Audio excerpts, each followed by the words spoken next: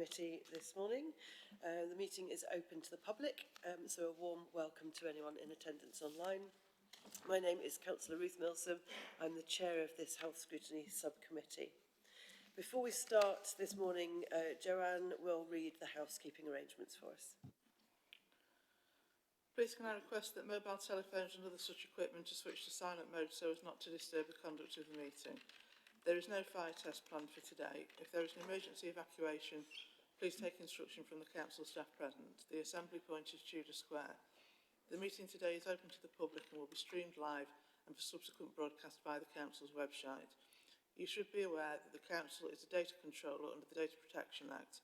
Data collected during this webcast will be retained in accordance with the council's published policy. By entering the meeting room, you are consenting to be filmed and to the possible use of those images and sound recordings for webcasting. Thank you. Thanks, Joanne. Right, can I please ask members and officers in attendance to introduce themselves? So we'll have members introduce themselves first, starting on my left. Yeah, good morning. I'm Councillor Steve Ayris, Councillor for Graves Park Ward, and I'm Deputy Chair of the Health Scrutiny SubCommittee. Good morning, I'm Anne Whittaker, I'm Councillor for West Ecclesfield Ward. Good morning everyone, I'm Councillor Julie Grocutt, Member for Stocksbridge and Upton Ward. Good morning, I'm Councillor Laura McLean, I'm a Councillor for Walkley Ward. Hello, Rob Bannister, Councillor for Graves Park. Morning everyone, Councillor Talibson, Councillor for Bannister Ward, substitute for Councillor McRooney. Good morning, Councillor Toby Mallinson, Hillsborough Board and Green Party Spokesperson. Morning, I'm Lucy Davies, Chief Officer of Healthwatch Sheffield. John Cooper, Democratic Services. Deborah Glen, Policy and Improvement Officer, support to this committee. We've got Amir on technology this morning. He's having fun trying to get things to work. We've got one apology for absence this morning from Councillor Mick Rooney and Councillor Hussain substituting.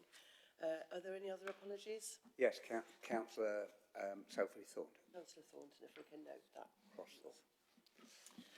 There are no items this morning that require the exclusion of the public and press, as far as I know. Okay. And then any declarations of interest. So do any members wish to declare an interest in any of the items of business on the agenda? Thank you. So on to the minutes of the previous meeting. The last meeting was held on the 7th of November and I'm going to take the minutes in a block rather than go through page by page. So do members have any comments on the minutes? Councillor Mallinson. Yes, it's regarding the members' questions section. I put in members' questions, got some answers. I've asked some supplementary questions which I put in writing now, and we're awaiting a response. So it just needs to be minuted that that's still awaited, the response to those supplementary questions. Yeah, I was going to mention that under the members' questions section on the agenda. Oh, right, okay, fair enough. Thank you. I'm happy it's correctly minuted, it's just a matter of revising. Yeah, thank you. Okay, thank you. Anything else on the minutes? Are we happy to agree the minutes as a true record of the meeting? Thank you. Okay. Public questions, statements and petitions. Do we have any public questions today? None today. And so item 6, members' questions. No new members' questions have been received. So that we have an audit trail, we should mention that regarding the supplementary questions that Councillor Mallinson submitted on the 7th of November, Deborah, our Policy and Improvement Officer, is in conversation with the Integrated Care Board, and the result may be a meeting between the relevant NHS officers and Councillor Mallinson, rather than written responses which we can publish. So we'll see how that unfolds and take their steer as to whether written answers or a conversation is better. Is that acceptable? I think I'd like both, if that's possible. Thank you. So if they'd like to have a conversation, I'm sure something Yes, written I'm can happy to come have a out of that. conversation. But, Yeah. Okay, thank you. Right, so on to item 7, and this is palliative and end-of-life care. So we're taking an update following work that we did last January when the end of the South Yorkshire palliative and end-of-life care strategy was in consultation stage, I think, back in January, and we heard from colleagues from the NHS then, and some of you are back today, and I think, you haven't all been before though, have you? So good to see those of you who are back for another time, and you've brought an update as to how that strategy is now beginning to unfold, which is really good, thank you.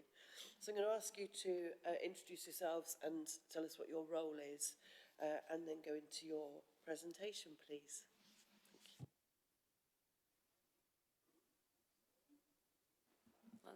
Hi, I'm Louise Potter. I'm the Macmillan funded programme lead for South Yorkshire ICB around palliative and end-of-life care. So my role is to implement the strategy and have oversight of that and the governance structure within the ICB from a palliative and end-of-life care perspective. Hi, my name's Anne Noble. I'm a GP in the north of Sheffield, and I've been working Louise for the last year as a GP advisor about end-of-life care in Sheffield. Hello, I'm Sophie Nadine. I'm Assistant Director of Transformation and Delivery at the Integrated Care Board, and I'm currently looking after the end-of-life portfolio in Sheffield on a temporary basis. So I'm here to support Anne and Louise. Okay, so I'll go into the presentation. This may be a whistle-stop tour, okay, but there'll be opportunities for questions as we go. I'm going to start and then we're going to move on to Anne, so she'll give you a more kind of live kind of example of how things are going in Sheffield. I think, first of all, the elephant in the room is a very topical subject at the moment from what you've probably been seeing on the news. We're not here to talk about assisted dying today. What we are here to do is to tell you about the work that we're doing in Sheffield, which also looks at a South Yorkshire-wide programme of work to improve access to palliative and end-of-life care, which is also part of that ongoing discussion. Okay, so that's what we're here to talk about today. What I would say is that it's very topical, it's very timely that we're here today, and it's definitely raising the profile of the work that we're doing, so we welcome being here today. What we're here today to do is to provide an update on the strategy, to provide an update on a couple of things that you had concerns about earlier on in the year in relation to respect and bereavement, so hopefully we can tell you how those things have progressed. We want to tell you about the work that we're doing in a positive way. Sometimes it can see, you know, things aren't going as well. What we're trying to do is explain that we acknowledge that, but actually we are doing inroads and working with partners to try and tackle some of those tricky issues and share some priorities for what we have in Sheffield over the next year. So before I think we need to start is, what is the definition of palliative care? Because not everyone knows what that is, and the NICE guidance, NHS England guidance says this, and so palliative care refers specifically to the care provided in the last phase of life. This is often defined as approximately in the last year, but end-of-life care can also sometimes be used to refer to the last weeks or even days of life, and for carers can include care into bereavement. And moving on to our palliative care vision. So this is the vision that's been agreed for South Yorkshire.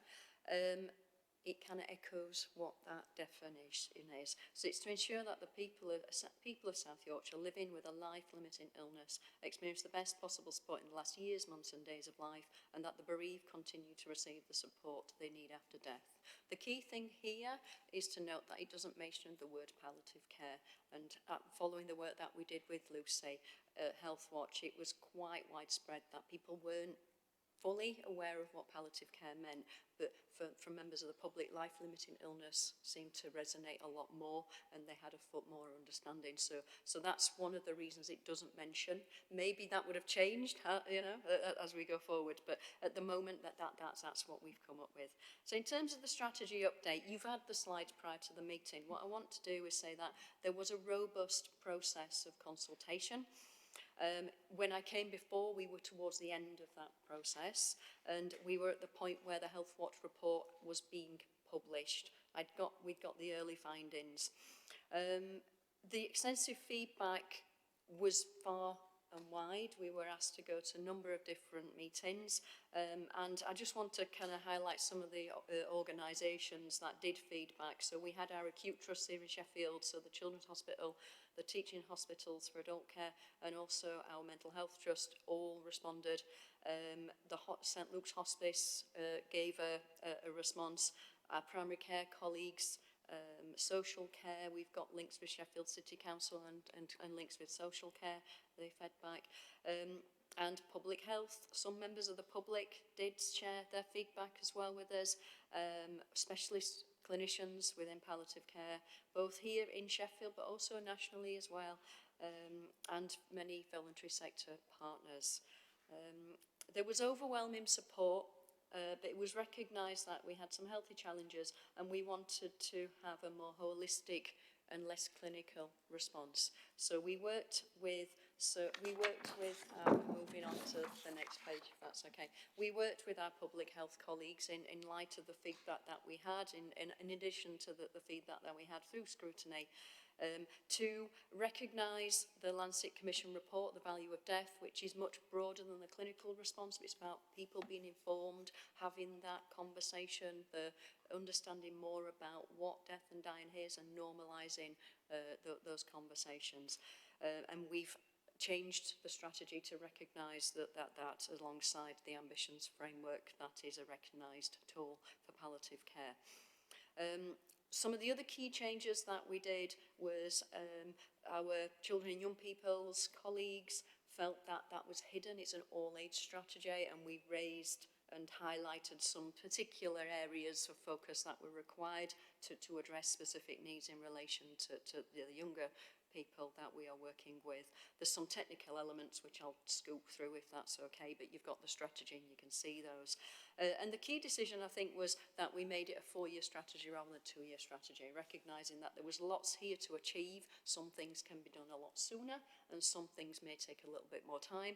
But the 2 years review is quite apt, because the National Ambitions Framework is up for renewal at that point, and it does give us flexibility if there are any legal changes along the way. So it is quite appropriate, that. And we've got a one-page summary.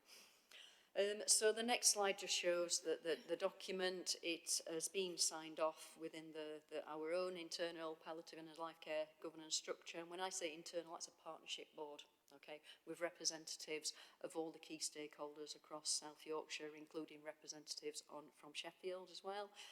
And we're now just going through the internal governance process within the ICB, which will be finalised in January. And we're on to implementation. So I wanted to focus more about what's some of the good news that we want to share, but also kind of some of the issues that we're trying to tackle. The next slide just focuses on what our public have told us. Those are in the strategy. There are things from our Healthwatch survey in there. There are also national things that I also, and we recognised, some of the issues we shared aren't unique to Sheffield, is probably what I would say, but they are things that we're focusing on here in Sheffield. What I would say is that on the next slide, we talked about the Healthwatch survey a lot last time, so I wasn't going to go into that in much detail. What I was wanting to do is show you what the challenges were that were presented and what we're trying to do.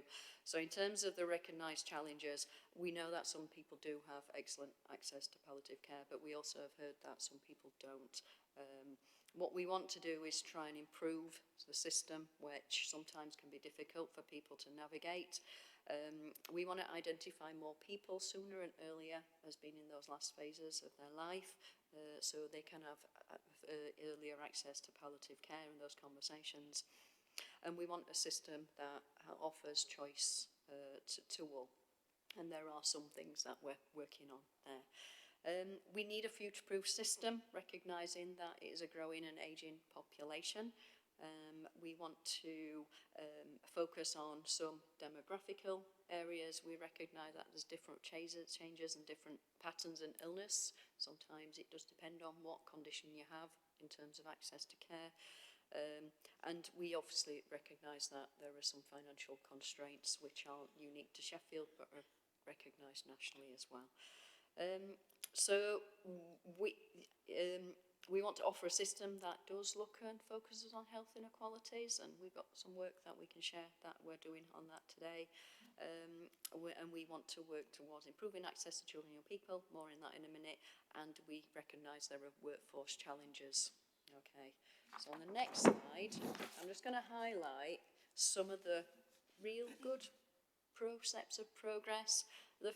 We have a new governance structure which is now embedded.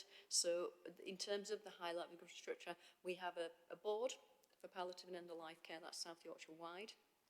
However, we also have a city-wide meeting that meets with partners in Sheffield. So that's a partnership group, and it includes the Acute Trust, District Nursing, Bereavement Services. It includes primary care, St Luke's, Compassionate Sheffield. So it's quite broad and quite widespread, and we're always seeking kind of, you know, we met last week, and have we got the right people around the table actually, and that's always an ongoing discussion to make sure we do that. There is a clinical reference group which actually is happening now at the moment, so any clinician in South Yorkshire can go and be part of that conversation to make sure that the work that we're doing is clinically informed. One of the successes we have had is we recognise though there were challenges around access to support for children and young people. So over the last year we've worked with our Children's Alliance, and there is a Children's Alliance partnership meeting that we have oversight of, and that's where all partners come together to meet and discuss issues around children and young people. And in the last year we've moved from a position of uncertainty around investment to securing recurrent funding of over £600,000 to improve and review the model, not only in Sheffield but from a South Yorkshire wide position. But the Children's Hospital and Bluebell Wood are some of the forerunners that are shaping that work alongside the Children Alliance, and that has led to over a programme of education and training, and so over 500 people within members of the workforce have been trained through their programme this year, and that includes conversations around advanced care planning, respect, and kind of scenarios of what to do with children who've got that diagnosis and their families. So that's a massive piece of work that continues to be, and we are at the point where we're trying to review the outcomes and the impact of that, and also we're continually wanting to improve that. As an organisation, we've invested further in Compassionate Sheffield, which you'll have heard a lot about, and we will tell you a little bit more about that today. And yeah, the rest are there. I don't want to go over what Anne's going to be telling you about, but I wanted to kind of pause probably at that point really, and say that's the end of the strategy overview. The next bit is what happens next, I think, and that's the bit we will move on to. But we can pause for questions if anybody wants to ask anything before we move on. Yeah, thanks, Louise. I think it would be useful to take questions at this stage, yeah, before we hear the what's next. Would members like to put things into this? Yeah, Councillor Ayris. Yeah, a couple of questions. I think in previous discussions we've talked about. You mentioned the partnership board, and I think in previous discussions we've talked about involvement of voluntary sector organisations. I'm just wondering how much voluntary sector, VCF organisations, so voluntary community and faith sector organisations, yeah, in terms of bereavement support. I just wonder how do they link in with the are they involved in the partnership, or is there an issue in getting those organisations involved? The challenge, I suppose, is getting... Oh, sorry. I suppose one of the challenges is there are so many. Who do you choose to be on the board? They aren't on the board, is what I would say. That's probably something we could look at exploring. We did have a healthy discussion with regards to the Sheffield board last week, and there were discussions around who would be the most appropriate organisation to start inviting, and there were a few organisations mentioned. But it was an action. We need to go away and consider that further. In relation specifically to bereavement, I was just about to talk about bereavement, so can we wait until we go over that part, if that's okay? Could I ask another question? And another one that springs to mind was, it came up in discussions previously about, because we Health Scrutiny, we cover not just adults, but we cover children as well. And we were looking, I think we were probing into how, do we have statistics on stillbirths, for example, and the support that provided to, again, it comes within the bereavement area, but in terms of children, do we? So our remit doesn't cover the stillbirth. That's the maternity services area. So that would be for their discussion. But there are national public statistics that are available online if you want to find out the information around infant deaths.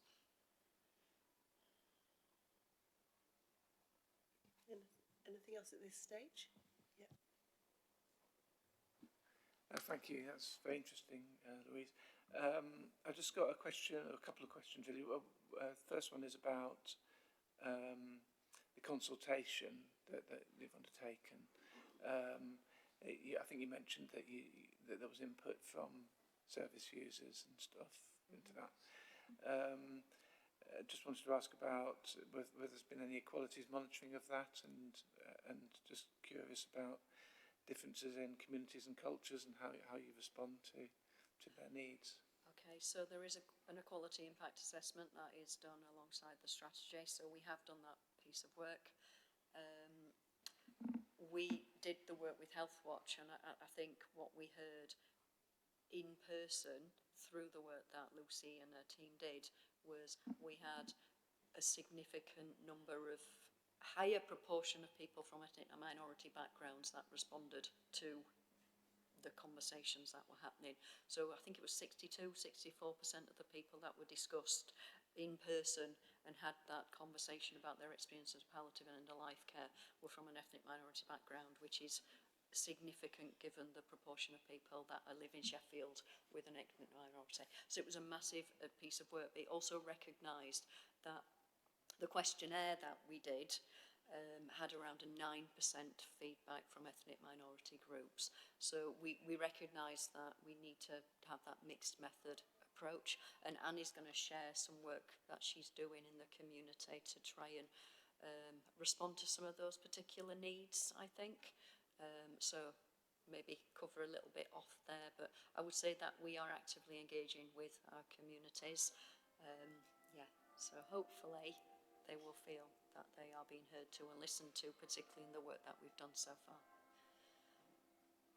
Thank you. Just one more thing.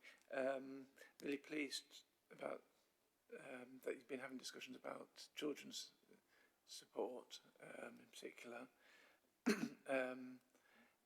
I don't know if there's any examples of how things are adapted for children. I'd just be curious to know. So we've got I suppose this goes into community care. So there is the key thing here in terms of funding for Sheffield, because my remit's South Yorkshire, okay, so the key piece of work in relation to this is the fact that we've tried to make it accessible for the whole of South Yorkshire, because Sheffield was in a much stronger position due to having the Children's Hospital. In relation to Sheffield, more people have been trained through the investment that's been made. So Annie's going to talk about the training to many GPs across Sheffield, where Anton Mayer, the consultant in Sheffield, presented to all the primary care colleagues. it's the funding element that's important from a Sheffield perspective, in the fact that it is now recurrent. So what we have is it funds consultant time, and it also funds nursing time. And what this has meant is that we've secured, recognising that 12 months contracts are not ideal.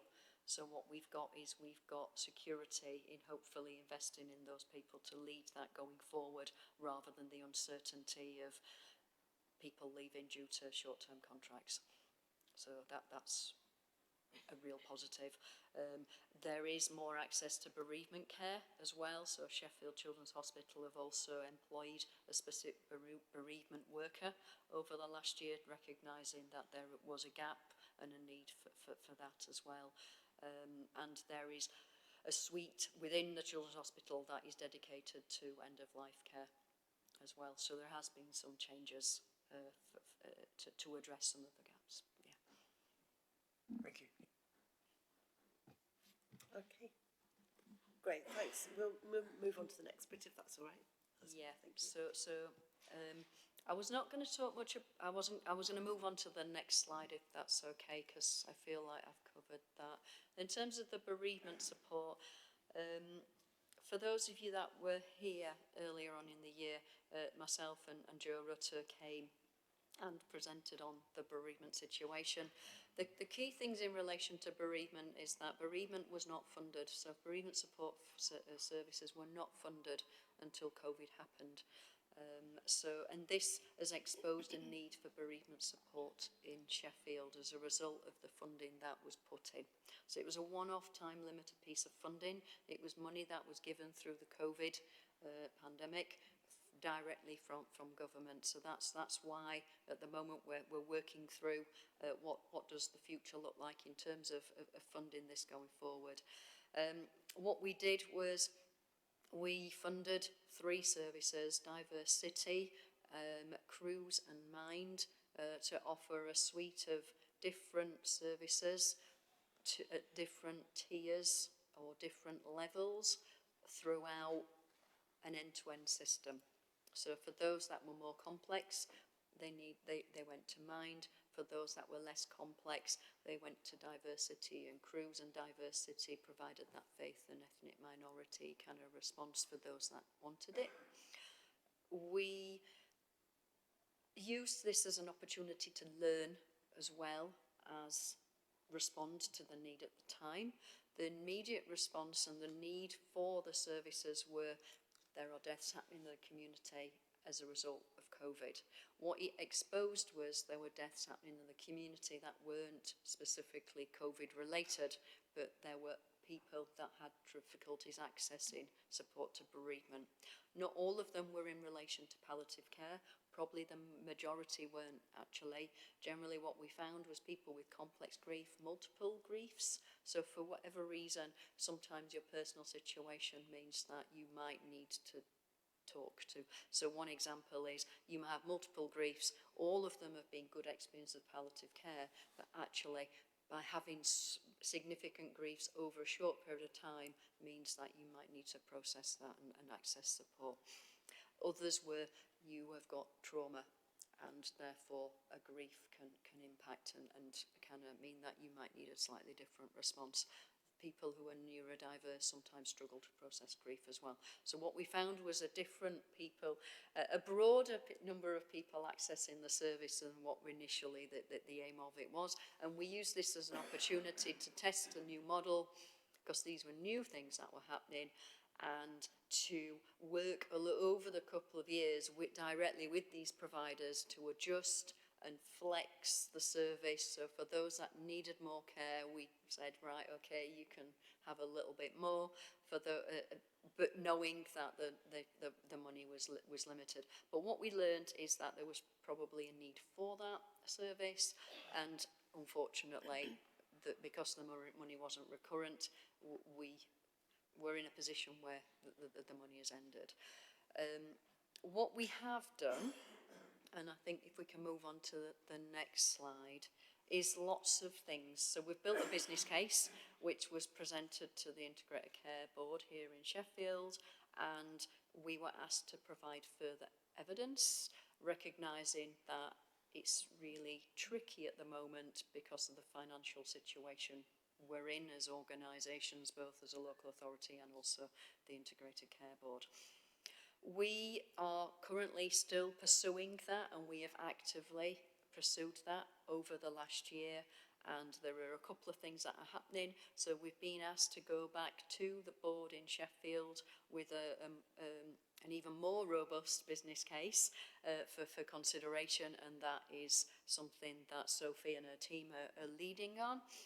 We are also recognising from a South Yorkshire-wide perspective that that might be something that it's a South Yorkshire-wide opportunity as well. So there is currently a needs assessment around bereavement happening that's been led by Barnsley Public Health Team on behalf of the whole of South Yorkshire, and Sheffield has been part of that conversation, and we've shared all the materials on the work we've done.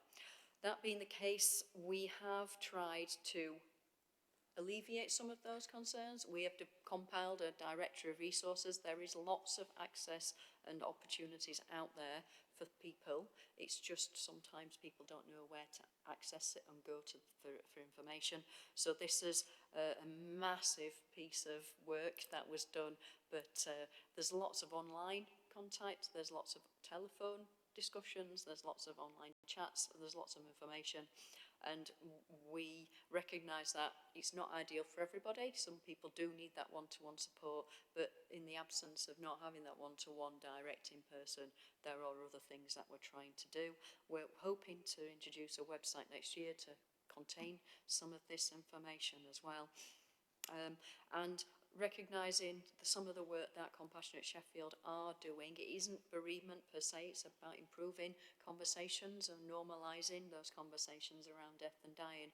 But some of the work they are doing allows people to process some of the grief that they're experiencing, so that some of the work that they do is around death cafes, and they're trying to increase the number of death cafes around Sheffield with training for people who are facilitating those, and they support that. I've received the training myself, so I know that that's a really robust training programme that they're offering. They do offer some peer-on support as well. They've got a new group that's just starting, where hopefully people will come together, and then that will have some legacy and continue. They're doing a baby loss awareness workshop, maybe tipping into some of the things that you were raising there, Steve. And they've got a dedicated group for bereaved parents, and they do training for professionals as well. So that's where we are with bereavement. I would say we can have questions around that. We are moving it, we are progressing it. It may sound like it's not progressed as much as what you would like to hear, but this is one of those things we're talking about. If we'd have come to you in March, I think we might have been in a slightly different position, but we are where we are at this moment in time. I think I will pause there for some questions around bereavement. It was a big concern for us, I think, looking at when we were talking in January. Obviously, there were only 2 months left to run on those commissioned services, weren't there? Yeah. So it is. I mean, it's interesting to hear that you know, the work to build up a more future-proof kind of element to that is ongoing. I'm going to use Chair's prerogative just to refer, before it goes out of my mind, if you don't mind. I remember in January, in the meeting, I referred to a report that had been brought forward by Sue Ryder, which talked about the impact of bereavement in the workplace. And I think at the time I asked whether you were looking at partnering with major employers to build up bereavement services actually in the workplace, or at the very least signposting from workplaces, because some of the information from the Sue Ryder report is quite upsetting, really, and it leads you to think that employers are maybe not willfully but unwittingly not behaving compassionately, but maybe there's just not the awareness and the knowledge and the buy-in that there could be. So particularly with larger employers, whether they provide these services in-house or whether they signpost to places to receive support. But the cost to the economy is rated to be something around 22.9 billion a year from lost productivity and days at work through bereavement that is not well supported, and that's huge. And I think I don't want to focus on the cost of the economy because we're talking about people's life experiences, and that's the important thing. But if you correlate that cost to the economy and productivity to what larger employers could be doing, or even smaller employers, but I would start with the larger ones who have capacity to build this into the workplace, really. So just wondered whether you'd gone anywhere with that. Well, I would say that we haven't, however, we have heeded it in a different way. So the bereavement needs, I will hold my hand up and say that as an organisation we've gone through a massive restructure. I have taken a different job and we've had some elements of leadership and kind of capacity around this area, which I'm trying to be as open and honest as what I can be, which means that this is something that we've tried to pursue, but it hasn't had as much time as what we would have liked to have done, is what I'm trying to get at. The strategy itself talks about having champions for palliative and end-of-life care, and the bereavement needs assessment that's being done in Barnsley at the moment. I've met with Rebecca Bestwick, who's currently drafting it, and one of the things that's strongly coming through is an opportunity to maybe have champions in the workplace. And that is something that we talked about a couple of weeks ago, and we are going to be discussing that at the board for palliative and end-of-life care next week. Sophie, do you want to come into that? Can I just come in on that? Because I think whilst we can't give you any kind of solid answers today, I can say we are actively having the conversations around what can employers do in this space. And I think that what we're saying is, us as health, yes, we can commission, a more enhanced bereavement offer, which is the business case and what we're pulling together, but actually this needs system partners, employers, local authorities, social care, in terms of what's the wider response to bereavement. So in terms of the presentation, what we've just discussed, the business case we're pursuing is about that more enhanced What to Health Commission, but we absolutely are having active dialogues around this isn't just a What to Health Commission issue, this is a what can employers do. So I can't say what's happening, but I can say we are aware of it and we are in active dialogue. Can I just make a point as well about, I think this extends into before people die as well. So I think that's a really good point that you've made about after death, but people feel unsupported before their relative dies, and they often need time off to care, and that's not easy to get. So I think working with employers would be a fantastic way for us to go, or a broader society doing that and valuing that care. I just wondered whether it might be a sphere where the council can actually be of some help in the partnership in this. We work closely with a lot of businesses. We offer a lot of business support through the council, and I wonder whether that might mesh in with some of the work you're doing. So you might want to take that way and just think about whether that might build in Business Sheffield, our business support officers in the council. And the Economic Skills and Economic Development and Skills Policy Committee is the place to look, I think, for that in the council. So it's maybe worth just exploring that, whether we could partner with you to do some of the legwork there. Yes, that'd be lovely. Thank you. It's really good to see the work that's being done to support people who are bereaved, and I think it's really welcome. My own personal experience of losing my mother some years ago was that her end-of-life care was, I couldn't have faulted it, it was superb. But once she died, that was it. And I was then totally lost as to where to go for guidance or support, so ended up without any support. And I think that kind of makes the bereavement process much more difficult to bear. So I think it's really good that this is happening. Somebody in my ward that I was dealing with casework, not related to death, but then sadly the lady's relative died suddenly, and she found that she didn't have any support and she didn't know where to go, and this is this year. So she's actually set up her own bereavement group, And when I bumped into her in the supermarket and asked how it was going, and she said it was really well attended. So there's clearly that need for that support, isn't it? So it's really welcome to see this. Thank you.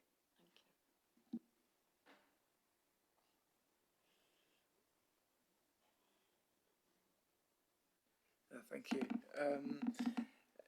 Yeah, I'm just coming back on that Councillor Whittaker. I think support of self-sustaining little groups across the city is a good angle and good.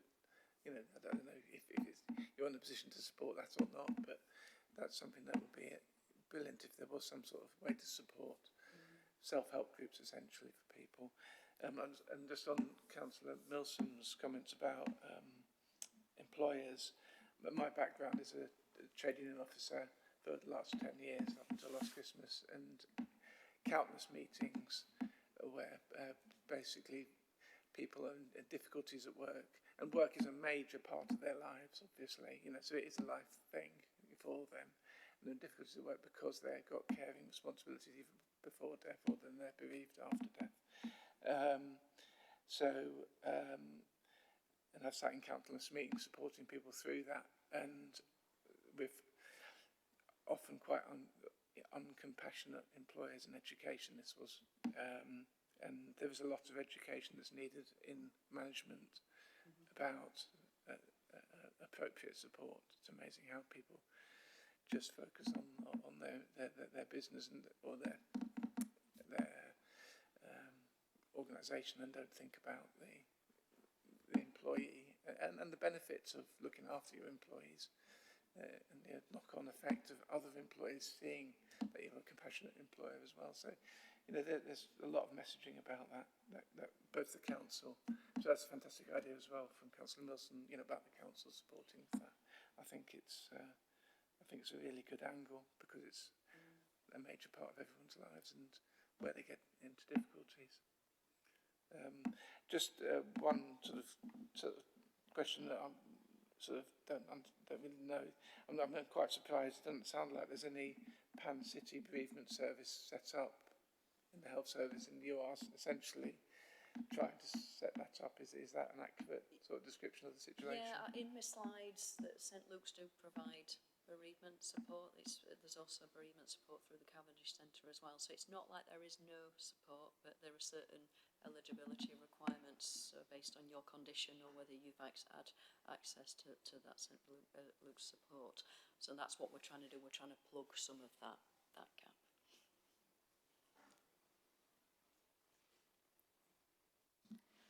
Slightly stepping away from the bereavement conversation actually, but I just wanted to go back to your previous slide where you mentioned the website and the intention to put information resources onto a website, and that was certainly something that came out really strongly in the conversations that we had with people, that I think, as Councillor Whittaker's just described, that just not knowing where to go through various different stages of the process, including bereavement.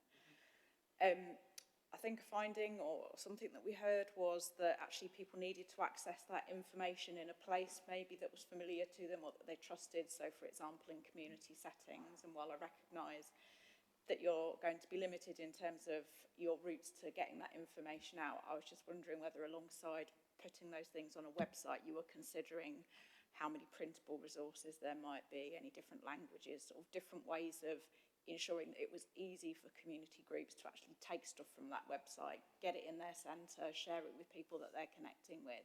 A website's great, but it's going to be limited in terms of its reach and its connection to people. Shall I answer that? Yes, so it is something we're considering, Lucy. I think first of all, there is no information, so having a website would be a step in the right direction.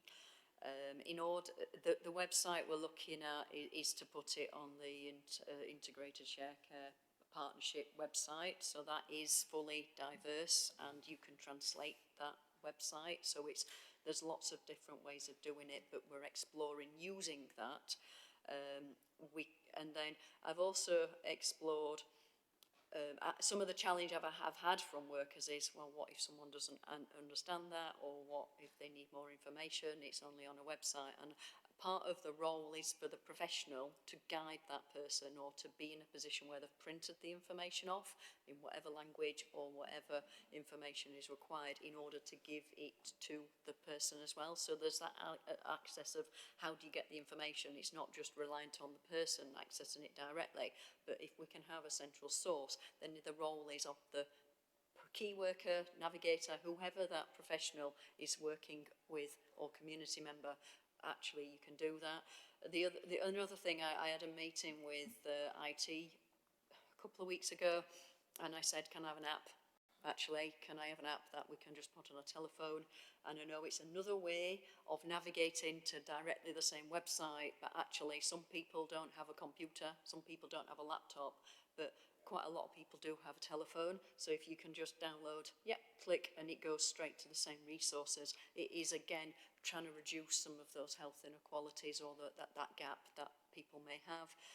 If I think personally of my grandpa, he was 98. He was actually quite IT UFA, but he didn't like Wi-Fi in his house. But actually, my mum and my uncle and talking to professionals meant that he had the information he needed. So it's about communication to friends and family in the communities as well. So it's much broader than just a website. But at the moment, it sounds like a quick fix. It isn't a quick fix, actually. And it's also, is it saving us money? Yeah. But actually it's something that I think the public do need. And we were talking about that in our partnership groups last week. And it's something that professionals are asking us for as well. Can you give me information that I can share with members of the public? And I've heard that through the ambulance service, and I've heard that through the teaching hospitals as well. And I would say that Anne is probably also of that mind from a primary care perspective. So it is needed, and I think going through and working with community groups and with our partners, we can do that, Lucy. Any ideas, I suppose, are always welcome if you've got any more things that you can share. But we will, it's about communication, promoting it when it's available as well. Can I just mention as well, there's, I'm not sure if you're aware, but Compassionate Sheffield are currently producing a booklet for communities about after somebody dies, and we've fed back into that as well.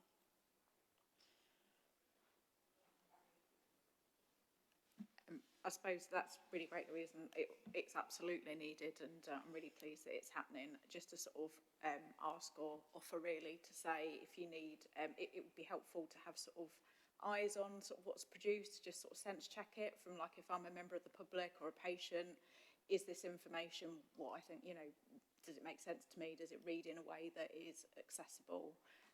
So you may have already thought of that, but if not, I guess just an offer that would be happy to help you, work with you to think about that. Brilliant, thanks Lucy. Just to come back at you on that, we are talking to our involvement team within the Integrated Care Board, and just this week they have a list of over 1,000 people who are happy to be readers. And so I was going to use that as one of the resources to go out and say if anyone wants to. I'm also hearing from people who come to me and say, I want to tell you my story. And even just this week, I had someone came and say, this is what happened.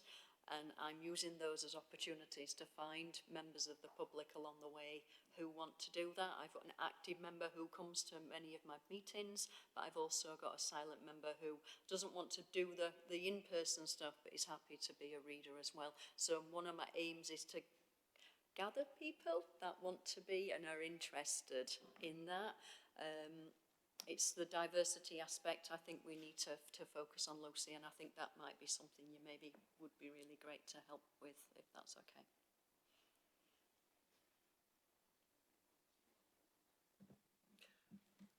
I just picked up something in the presentation pack as well around, I'm trying to find where I'd read it now, but there was a mention of something happening differently in the townships. Is that there seemed to be more work happening in the townships. I've forgotten where I found it now. Is that what I'm going to come on to? Is that you coming on to that anyway? Yeah. Okay. I'd be really interested to hear what that's about and why it's just in one location. That was going to be my question. Why is it focused in one place? So yeah. Sure. Okay. Should we move on to the next section? Thank you. So I've been asked to talk a little bit about respect. I believe it was discussed last time. So just to go over what respect is, it's an emergency treatment plan for people to document their wishes, and it was rolled out in Sheffield about 18 months ago now. So it's for emergencies only, and it also documents a do not resuscitate decision as well. And it was also, it's replaced do not resuscitation orders in Sheffield completely. So we're not really seeing any new ones of those being completed. So it's now in place in all the trusts, primary care and care homes in Sheffield. And there are ongoing meetings to discuss issues around quality. And there has been an audit as well, which has been completed. So the main challenges that we still have with it is about quality of the respect process. But I would say that that's improving with time, and there is work that having a respect form in Sheffield means that we've been able to move on to other work to support the quality of respect. So I will come back to that a little bit, but I'm going to talk a little bit about how we're sort of trying to bring the strategy to life and what action we've been taking. And the progress so far, so things that I've been working on in the last year, has been a lot around training, because we recognise that a lot of palliative care is delivered by generalist services, so that's primary care, community nursing and clinicians within hospital, because that's where the majority of people die. So we've done, last year we did an ECHO programme with St Luke's, so I think they've probably made you aware of what ECHO is, but we worked with St Luke's to produce 4 sessions for general practice and for community nurses as well. So we all met together and covered lots of different topics about how to support somebody in their last year of life, and also what good palliative care at home means. We then used the learning that we had from those sessions to deliver a GP event just a couple of weeks ago. So half of that was on dementia and half of it was on end of life. And it's a really good opportunity because all of GP practices shut for the half day. So we had over 250 clinicians joining us for that. And we worked with St Luke's and the Sheffield Teaching Hospitals to deliver that together. And we've also, last year, I ran a session with the community nursing teams to talk about end-of-life care issues, and the intensive home nursing service, which is available right at the end of life, came to that, and we discussed around issues and asked community nurses to try and talk with GPs and make them more aware of people that might be ending their life and becoming more frail, because they come into contact with housebound patients a lot. And then when they get in touch with GPs, the idea is to identify them as potentially sort of getting benefiting from palliative care. And then we have a register of patients in general practice to really see who would benefit from palliative care. And that just helps us to have those conversations with people early and plan ahead, which is really important. So I'm going to talk a little bit more about that. So advanced care planning and respect is part of that. And it's a lot of the work that's been done with Compassionate Sheffield about planning ahead and making that more a normal part of life. So lots of people make funeral plans, lots of people make wills, but not many people plan the last stages of their life. And we'd like that to become more normal. And so Compassionate Sheffield did a really big project about that, but that's also supporting general practice to have those conversations earlier. We're trying to have those conversations, but ideally one day it will be patients coming to us and asking to have a conversation and sharing their plans with us. And respect really allows us to have those conversations in a bit more detail and to really support conversations about what people want at the end of their life, but also what they want in their care. A lot of healthcare happens to patients, and we want people to be much more active in participants in their care rather than it just happening to them. And we know that certainly in the area I work that that happens too much. So we want people to be more empowered to really sort of have their wishes documented, and that it actually means something for when they come into contact with hospital services in an emergency. So just to mention a little bit about dementia. Dementia is now the leading cause of death in the UK, so it's about 40% of deaths. And death and dying is changing because people are dying of dementia and frailty, which makes the end of life quite difficult to predict compared with conditions such as cancer. The dementia strategy across the city has just been updated by other colleagues in that space and within the ICB. But it's just important to mention here that when we're talking about advanced care planning, it's really important to talk about that early in patients' diagnosis before they lose the ability to make that decision for themselves. And last month we just talked about the GP learning event, but half of that was about dementia, so it was fantastic because we heard from loads of different dementia services. Lots of third sector organisations came and educated GPs about what's out there for dementia care. Just move on to the next slide. So I'm going to talk a little bit about just Compassionate Sheffield are doing a lot of work about normalising death and dying in society, which is fantastic. That helps us identify, in general practice, we need to identify people as palliative, and I talked a little bit about the palliative care register. We know that most people want to die at home, and up to 80% of people want to die at home. And the way that that happens in Sheffield at the moment is through sort of quite a lot of different organisations working together to help somebody die at home. So it might be that they come out of hospital and they're recognised as dying, or it might be that a GP or a district nurse realises somebody is nearing the end of their life. The district nurses provide the bulk of palliative care in the community, really, and they will liaise with GPs, will look at what medications people need to help with comfort care and symptom relief, but then there is a big social care part of that as well. So if you are near the end of your life, you may be able to get NHS funded care through the fast track system. And then when things are complicated or symptoms are difficult to control, we will work with the community team from St Luke's, and they've expanded their community team. And right at the end of life, intensive home nursing is another service that comes in short term, potentially, to support people in the last few days, which people feel is a fantastic service. And I know that they've done a review of their service in the last 12 months. And it really makes a difference to people at the end of their lives. So I just want to describe really what a death in community looks like, and I hope that's helpful. Just to say, for 2025, our priorities, and just thinking about that death in the community, what we're finding is really helpful is that we're all on the same computer system. So the GP record, the community nursing record, and St Luke's are now on the same computer system.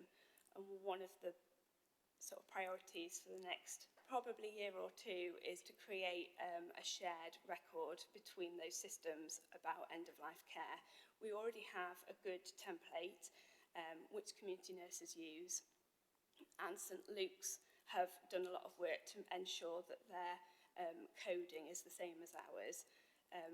And Sheffield Teaching Hospital's palliative care team are going to come onto System 1 as well, which means that we can all work together and have this shared template, which then can be shared with the out-of-hours services.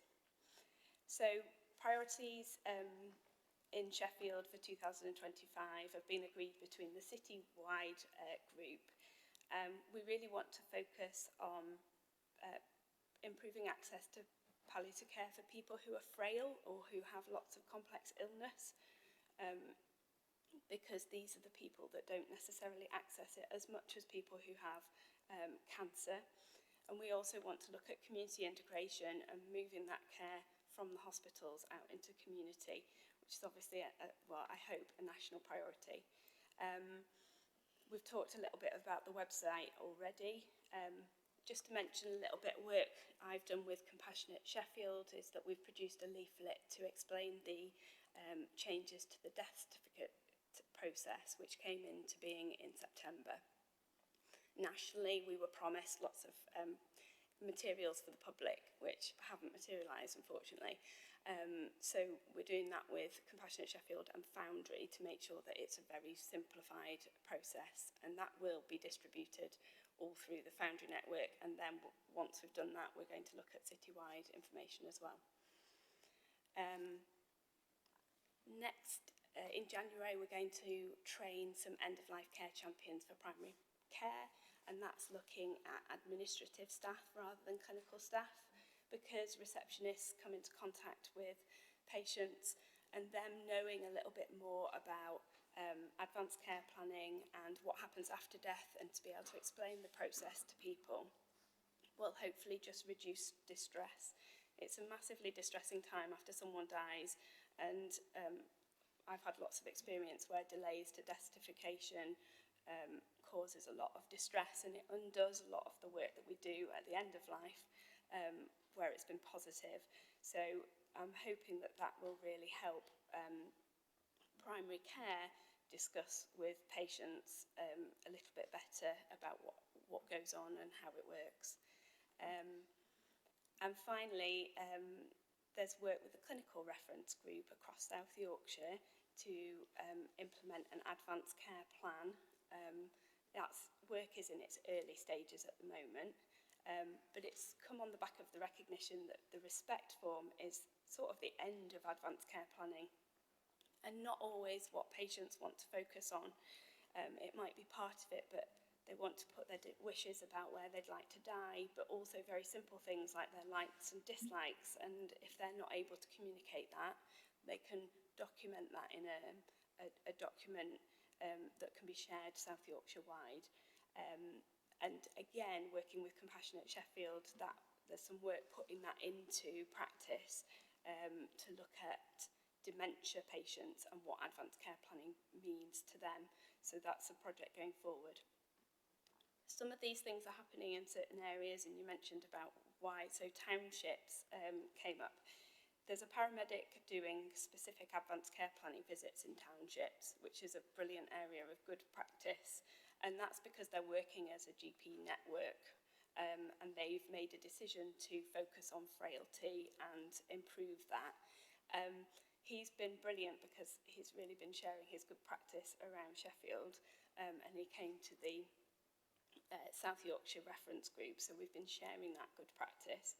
And there are other pockets of it as well, so there are nurses doing advanced care planning visits. In our practice we have, and there are other practices that have a frailty trainee as a GP trainee, and we do planned visits to patients who are housebound rather than just when they're unwell to do some of this advanced care planning work.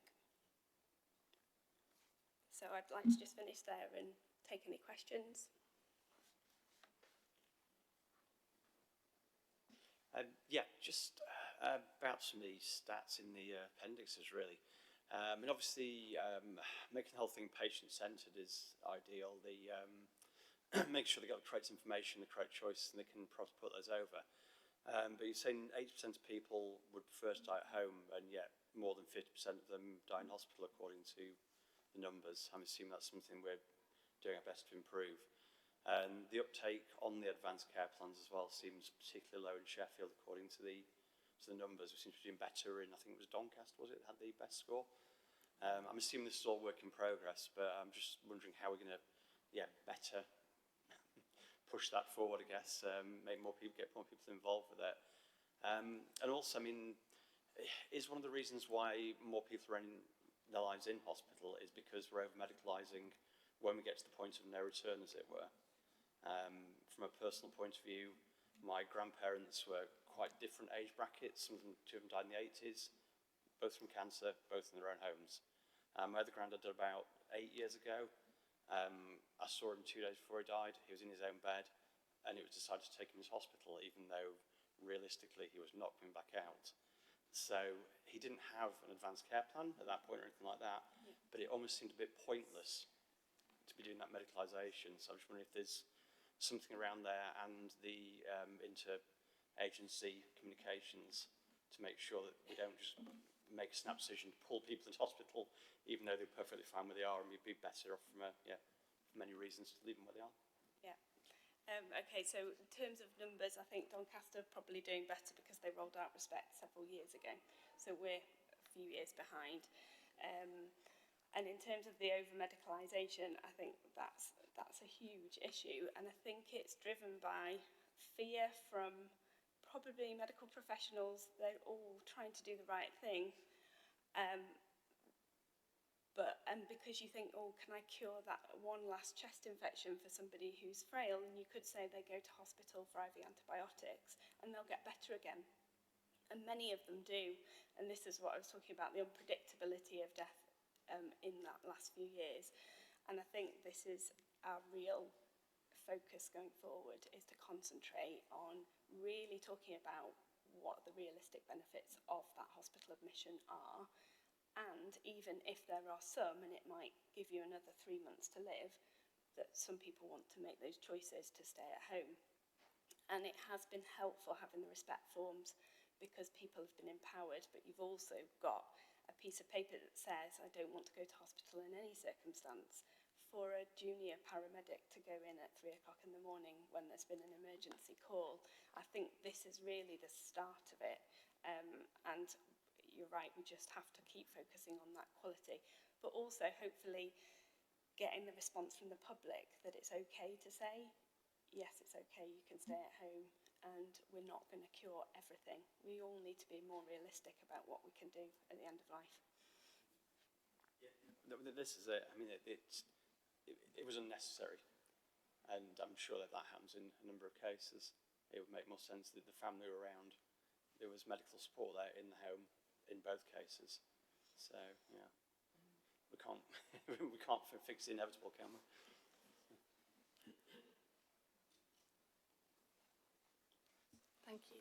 Thank you for your presentation today. It's really good to hear all the progress that's been made. I've got 2 questions, one about the Respect process and then one about some of the stats in the pack. So with the Respect stuff, sounds great, the empowering of people, and you've talked a bit about how at the moment the quality of the process isn't quite like where you would want it to be. Is there sort of a time frame for sort of getting to where we want to be, so that, you know, it's where you and your colleagues would like it to be? Is there sort of a plan for that? Do you feel like you've got enough resource to do that? I think one thing that's going to help us is that at some point the Sheffield Teaching Hospitals is going to go onto an electronic system, because at the moment the Respect forms completed in hospital are not visible to us in the community, which is a big blocker for us. So I guess no, we haven't got any specific time frames at all, but I think a lot of the focus of the work that we've got is to improve the process by doing the advanced care planning as a kind of South Yorkshire team. I don't know if there's... Just to add to that, the quality issues are not unique to Sheffield, is probably what I would say. So the quality issues are recognised nationally, and I'm part of the National Resource Council webinar that happens on a 6-monthly basis to keep informed and abreast of those discussions. The challenge is having the right time to do the conversation, and there is a lot of work that is happening to raise the profile of doing this through the advanced care planning work of that. The other side is the IT aspect. So I've actually just spoken with the ICB team in Sheffield. I'm hearing more about, you'll have heard of the Yorkshire and Humber Shared Care Plan that's coming into Sheffield, so I've got meetings with them next week to be introduced to understand more. That won't bring the respect process online, and I've got an IT person who's coming to the next South Yorkshire Wide Champions meeting to say these are the issues, what solution can you provide? So there's no time frame. IT is a problem. Sheffield Teaching Hospital should have gone on their old system, maybe October time. They didn't. So we're now at a point where we're kind of waiting for that to progress. But in terms of what we're trying to do is trying to navigate that murky field of IT, which obviously can take a long time. But that is one solution, and while ever it doesn't remain electronic, there will be certain barriers, I'm afraid. But that is something that we're working through carefully. And alongside that, you know, there's the South Yorkshire Wide Advanced Care Plan that we do want to introduce, and I'm immediately telling them we need it electronically in order to try and combat some of these problems that we have experienced with respect. That makes sense. It must be really difficult for staff on the ground, sort of, yeah, it would be much easier for them if it was sort of electronic. I can imagine when you're on the ground dealing with people, yeah, you need that in place, don't you, to sort of push forward. The other question I had was just about some of the stats in the pack. My computer's just logged me out. I've been sat listening, sorry. It was Appendix 4, which is page 55 of your document and page 77 of our pack, which is some of the stats around the self-audit against the ambitions for palliative and end-of-life care. I didn't, part of this is just me not quite understanding how the table's put together, how it's worked out.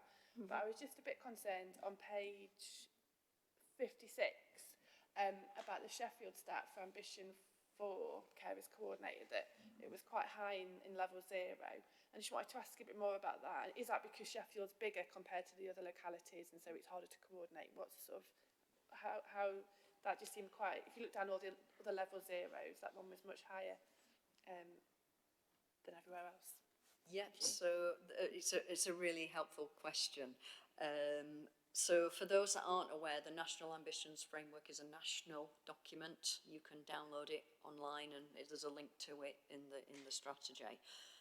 It's a document that's overseen by over 40 plus community organisations working with NHS England, and there is a network and a coordinated approach to that. It's a national document and it was updated in 2021. And what they do is they have a series of priorities within that document, and then they have what is actually quite specific. They have a massive Excel spreadsheet that basically says these are the 66 different criteria, and then we score ourselves against each of those 66 criteria, of which they cover those 6 different areas, which are the same 6 areas outlined in the strategy. Okay. As organisations, when we did this piece of work, we did it as separate, independent 4 areas. So the one for Sheffield was completed by partners through the citywide group. It was done about a year and a half ago, and it was one of the first things we did on the lead up to writing the strategy. So some of the things you've got here, things have moved on quite a lot. A score of 0 doesn't mean it's a bad thing. A score of 0 actually means there is no current work happening on this area at this moment in time. Okay? A level 1 means, if I'm being flippant, we've thought about it, but we've probably not done much more about that. Stage 2 is something started, it's in its infancy. 3 is, out of the partners involved, it's been done by some but not all of them. Only would you receive a 5 if you're doing all of it. And that generally a 5, we were quite robust, and I chaired the meeting, and we were quite brutal, if I'm perfectly honest, a bit like scrutiny. I was quite over-scrutinised. I over-scrutinised the process, and I was quite challenging. So what you've got is an honest and open, transparent experience. Level 5, if I'm perfectly honest, it's a tick to say the statutory processes are in place. So for example, it would be everyone knows how to refer to a carer's assessment and there are processes in place. So some of those safeguarding kind of processes that we have to have as organisations. So the movement around care is coordinated. It looks at IT systems. It talks about our services talking to each other and how are they doing it. And I think we've shared this morning that's something that from the public, they feel that that is something we need to address. Hopefully the strategy is recognising that, and we've got lots of priorities around that, and we are trying to do that. And I would say that we've definitely moved from a zero. Yeah, so, and the aim, that one of the outcome measures of the strategy is to monitor on an annual basis against this, and that process is due around March time next year. And what I'm trying to do is coordinate it from a South Yorkshire wide viewpoint, so we are all doing the same process, so we can compare directly against each other.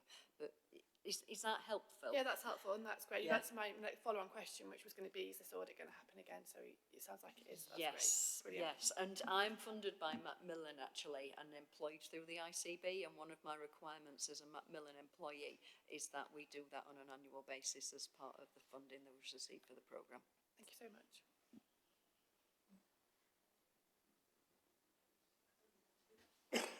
Just a few minutes left on this item because just a quick comment then. It's a really good, well thought out strategy, and there's clearly lots of further work being put into it, which is really good. Clearly partnership working is vital, and there's lots of good partnership working going on, and it's really good to see that that partnership includes the community, because I think they're vital in this process, aren't they? So thank you. Thank you.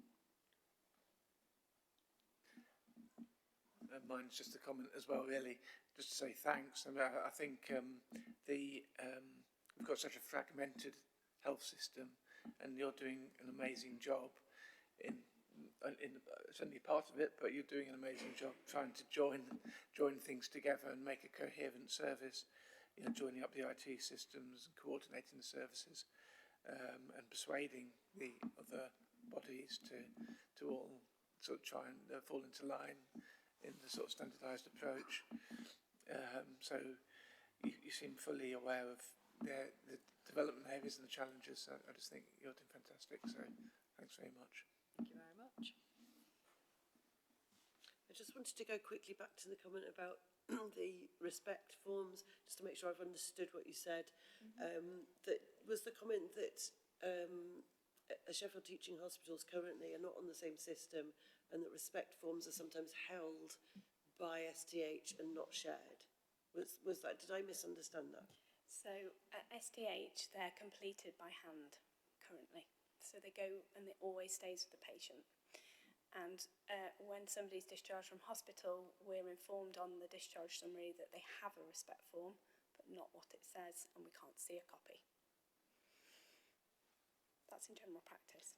Okay, so the form stays with the person? Yeah. So to see the form, you'd need to actually approach the person? Okay. So that means you can't coordinate the right care for that person unless you've actually gone and spent time with them? It's tricky. So various practices are doing different things. So sometimes we contact the patient and we can organise a kind of picture of it that we then get into our system. Sometimes, because of quality issues, we just use it as a kind of opportunity to go and rediscuss it and have it in a kind of more community focus. So we'll arrange a visit and rediscuss that advanced care planning. And redo a form, basically. Is there anything that we can do as a subcommittee to potentially help move that along? I mean, we can make recommendations to health bodies.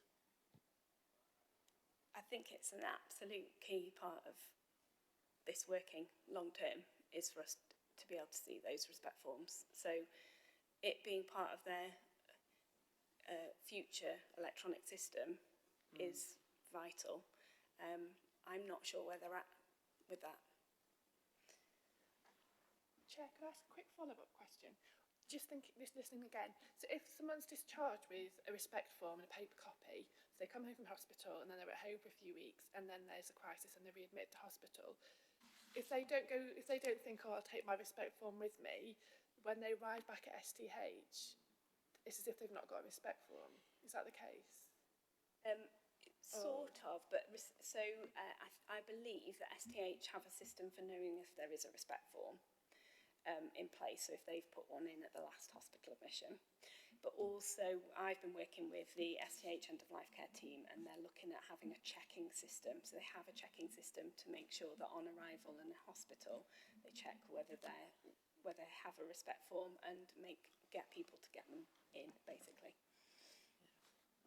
Okay, and I suppose that still depends a little bit on how sort of conscious the patient is as well to sort of engage with that process, which often isn't always the case. Yeah. Can I just come in there? So the end-of-life care lead at the teaching hospitals is part of the Respect Champions meeting, so they are fully aware of the issues around it.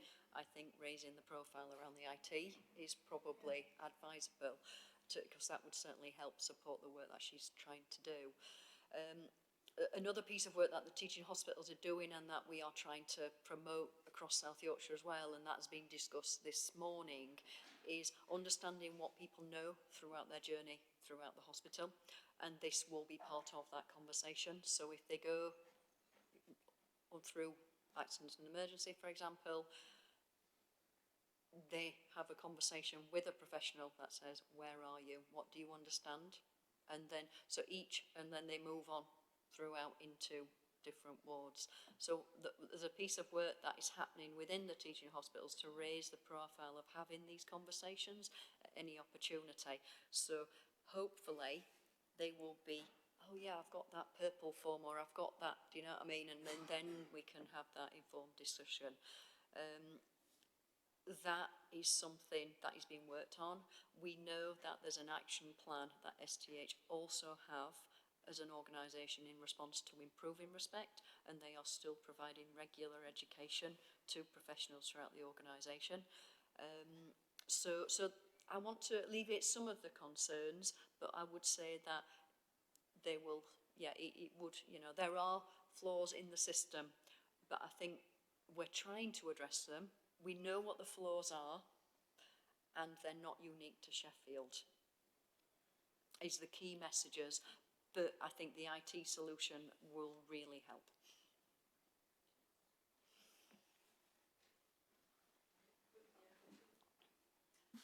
Thank you very much. It's just a couple of questions. To understand, any stats for the nursing training from diverse communities? First question. Second, you mentioned about the cause of death. I mean, anybody who is dying at home, because the system has changed from September, the new system, a medical examiner, which is causing problem for the certain faith, community members. So what's the future? How is going to be better relationship with the medical examiner, to get the cause of death as soon as possible for the burial? So, first question about community nurses training. So they're run by STH, but as Louise just said, they do have regular training about respect, and actually some of the community nurses are being trained in respect and advanced care planning discussions. So I'm not sure, I can't speak to what the community nurses get trained in terms of end of life, although they do tend to be really good at it in their teams. In terms of medical examiner changes, so that office is also in STH, but there has been there has now been some good guidance to support GPs to talk to medical examiners early for those expedited burials. And part of the leaflet that we've produced with Compassionate Sheffield is to try and encourage families to talk to their GP if they need an expedited release, to talk to them early. And in some cases, GPs can talk to the medical examiner before the person dies to discuss what the cause of death might be, so that then if the person dies out of hours or at the weekend, that death certificate can be done as quickly as possible. I know that the medical examiner service is only an hour each day at the weekend at the moment, but also there's no the sort of GP out of hours there's no provision or funding for GPs to do it at the weekend as well. But there sort of are processes that can help families ahead, and I think just encourage families to talk to the GP ahead of time. We've got really good support from Sophia Raymond, the STH chaplain, around this, and that's who we've been working with to produce the leaflet with Compassionate Sheffield in Foundry as well. Okay, right, I think we'll wrap up this discussion. I want to propose two recommendations and see if members are in agreement. So firstly, that the subcommittee might write to Sheffield Teaching Hospitals, and you can provide perhaps the name of somebody suitable to write to recommend that they accelerate their adoption of the right electronic systems to bring their use of the respect forms in line with the strategy, if that's a helpful thing for us to do. Yeah. Is that agreeable? And secondly, that a recommendation for yourselves to take away, really, just that the work in bereavement support might make further consideration of that Sue Ryder report called Bereavement in the Workplace, and the potential for workplace-based bereavement support, and that the council might be a good partner in this through Business Sheffield. And you might want to reach out to Business Sheffield. I guess maybe the best place to reach out is actually through the leader's office. Okay. And then you can be directed in the I feel like the council might have more input in this. Yeah, if you can give us the contact details, that would be brilliant. Thank you. Is that okay to add to our recommendation? So our remit with this report was to receive, appraise and note this report. So appending those two recommendations to that, are we happy with the outcome of that this morning? Yeah, excellent, thank you. Thank you so much for your attendance. We've kept you quite a long time, but rather than keep bringing you back frequently, I think it's good to thrash things out comprehensively while you're here. So I think we'll probably ask for another update in due course. Mm-hmm. Do members want to suggest a period of time? Sorry, Chair. I know it's not within the remit of today, but the topical issue, assisted dying, may have an impact on your work, I guess. And I'm just I don't want to commit whether to that might anything affect today. the timetable, the capacity that you have. I would say that I will go back, and I know that Ruth, if I can say this, you and Emma maybe best agree when's the most appropriate time to have that discussion, if that's okay. I think it's obviously it's noted that that's happening and is a live issue, but it's not reached legislative stage yet, so there's nothing to. Yeah. I think at the point, if anything changes legally, then that might be an apt time to return. However, I can't say anything more at this moment in time. Well, put in the end of that discussion on one side. Can I suggest 6 months to come back for an update on how things are? Okay. So, I was going to say, from our perspective, it might be more.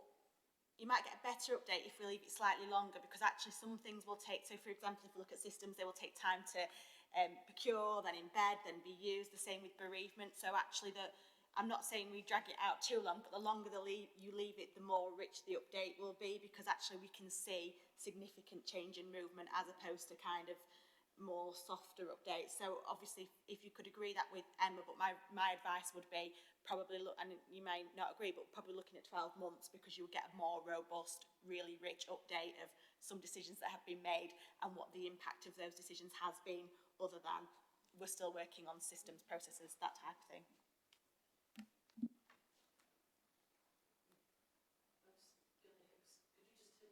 Oh, sorry. I think Laura and Lucy might have comments. I was going to suggest 12 months for the reasons that Sophie's just said, so I won't repeat them.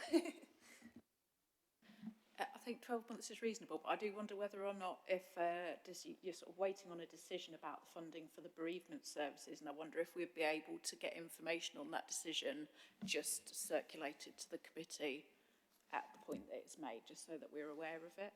Is that possible? Is that I think that would be very helpful if there are any interim updates that can be shared informally with the committee. We'd be really pleased to receive those on the bereavement services. Yeah. So 12 months with informal reporting if there's something pertinent to the questions we've asked today. Yeah. Thank you. You're free to go. Thank you very much. And we've got Andrew Hobson very, very patiently waiting online for us. Apologies, Andrew, for keeping you.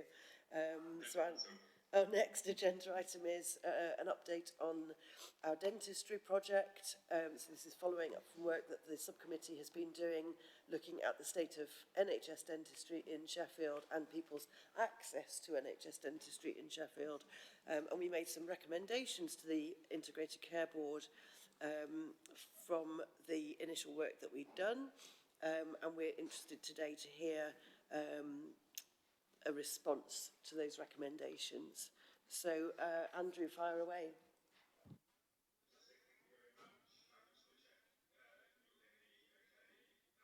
Yep, you're fine.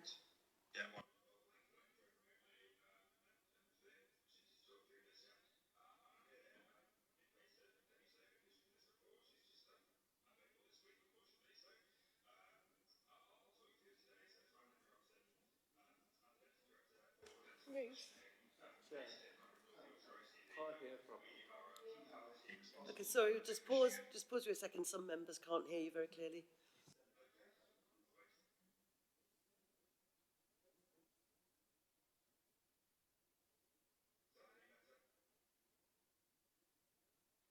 We're just going to try and turn the volume up in the chamber. Yeah, no, absolutely. Is it actually coming through the TVs? Oh, I can hear you. I can hear you loud and clear because it's coming through a laptop on the desk next to me. I see.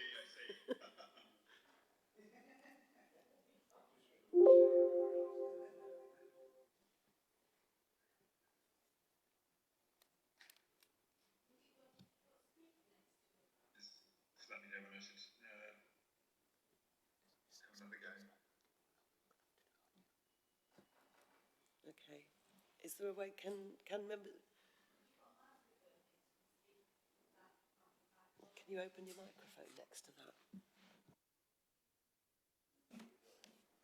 These things are never simple, are they? How's that? Okay. Okay, we've fixed it with low technology. Carry on. Excellent. That sounds good. Well, thank you for letting me join remotely. So I'm Andrew Hobson. I'm the Deputy Director for Dental Commissioning based in Humber, North Yorkshire, ICB, but with responsibility for dental commissioning across South Yorkshire and West Yorkshire ICBs as well. So we're a hub team delivering that dental commissioning function for the whole of Yorkshire and Humber.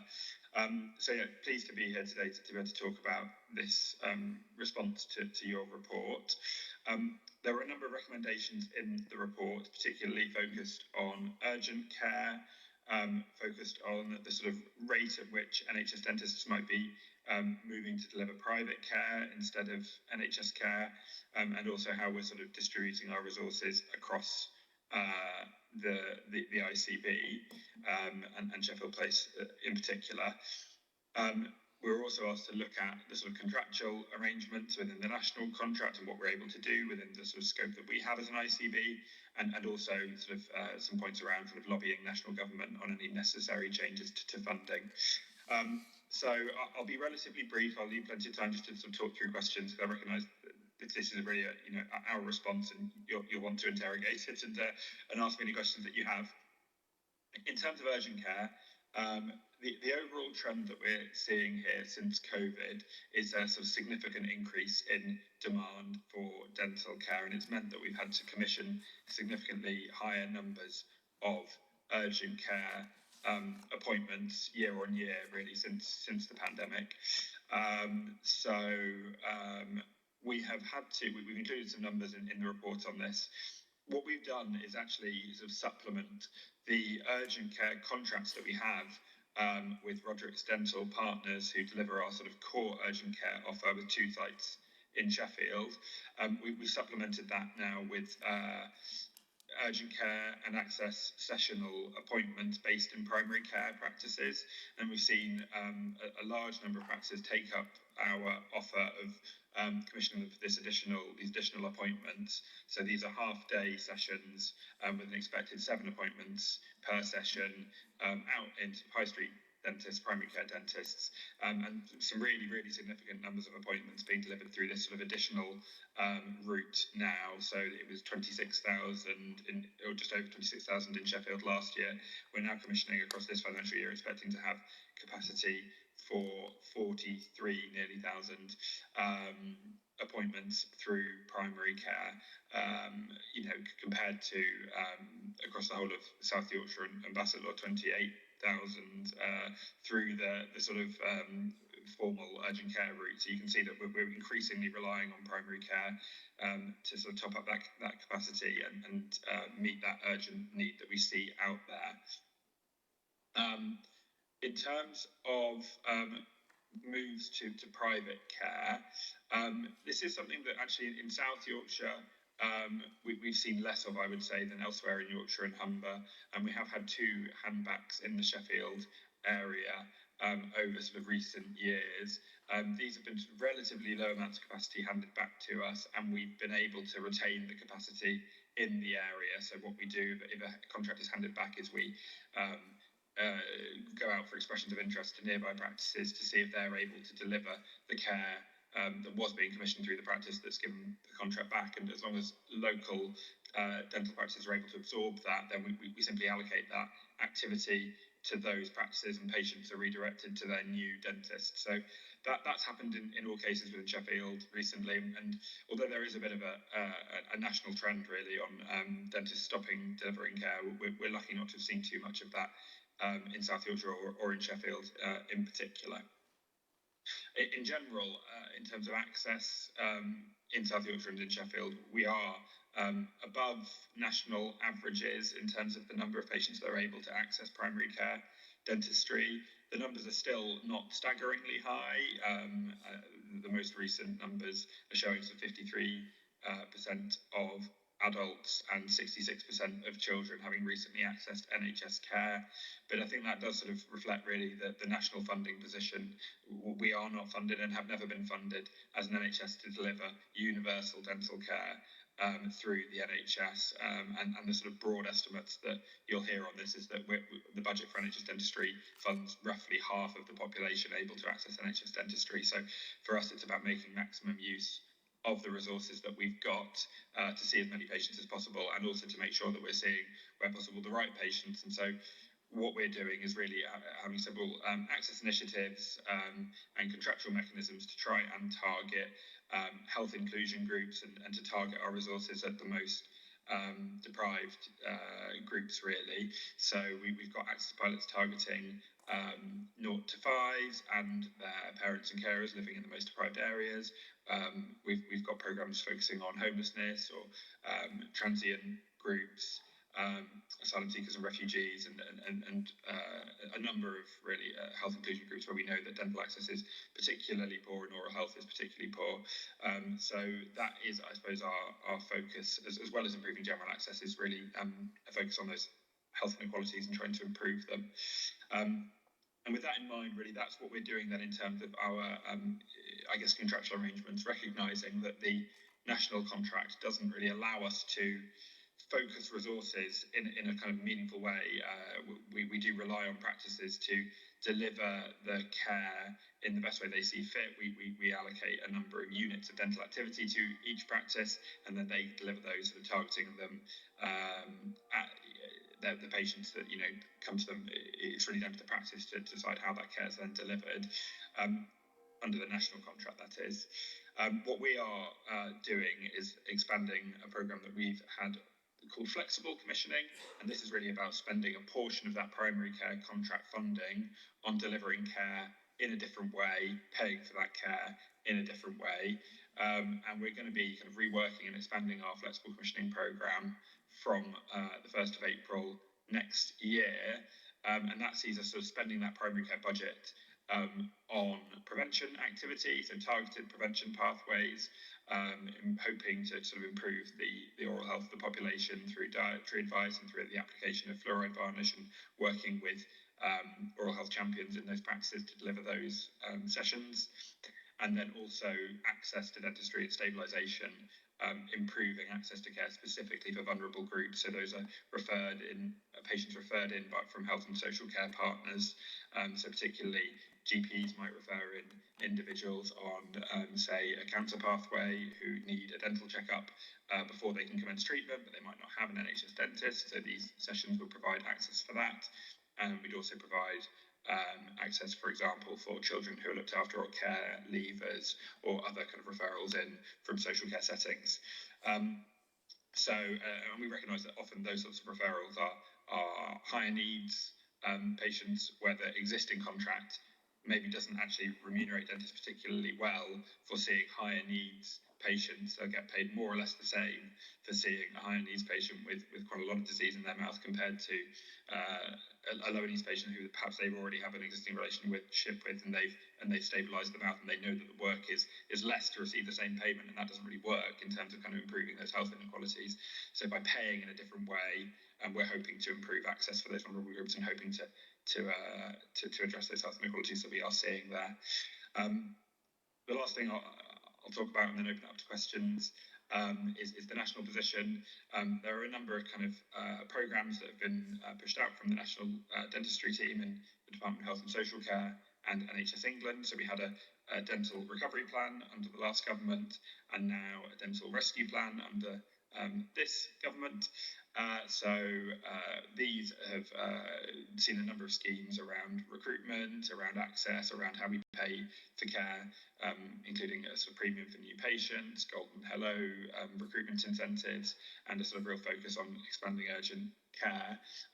We're well engaged with the national team on all of those. I think we would sort of recognise really that these are not sort of the fundamental contractual reform that's going to change how all those incentives in the system around addressing health inequalities and around sort of paying for care in a different way. They're all helpful.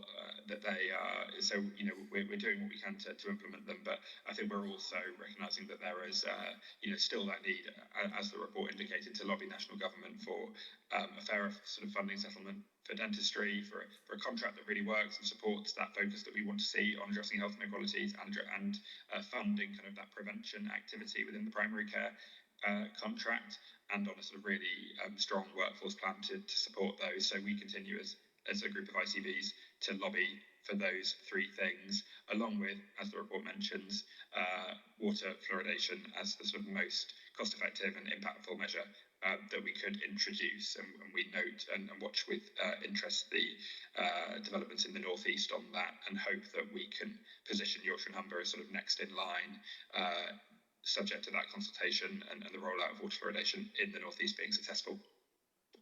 I'll stop there. I've covered a lot of ground. I'm really happy to take any questions. That's great. Thank you very much, Andrew.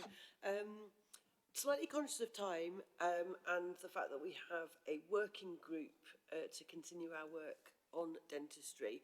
But if there are any particular questions on this report today, we'll take them fairly quickly, if that's all right. While you have a little think about it, I'll just ask a couple of questions myself. So, Andrew, I just wondered about, we asked for data on emergency appointments, and I wanted to just put on record that we did make a mistake in asking for emergency, and really we should have referred to urgent care, and thank you for making the distinction in your report. So that's there for all of us to understand. So apologies for using the wrong terminology on that. So urgent care, and I just wanted to highlight really that the numbers look quite worrying. The reason we asked this question was to assess what the impact of the pandemic has been, and asking for figures for how many people were accessing urgent care before the pandemic and how many people are accessing urgent care now, thinking very much that if it's difficult to access routine appointments, then there might be more people accessing care for worse dental conditions. And those numbers do seem to bear out in your report.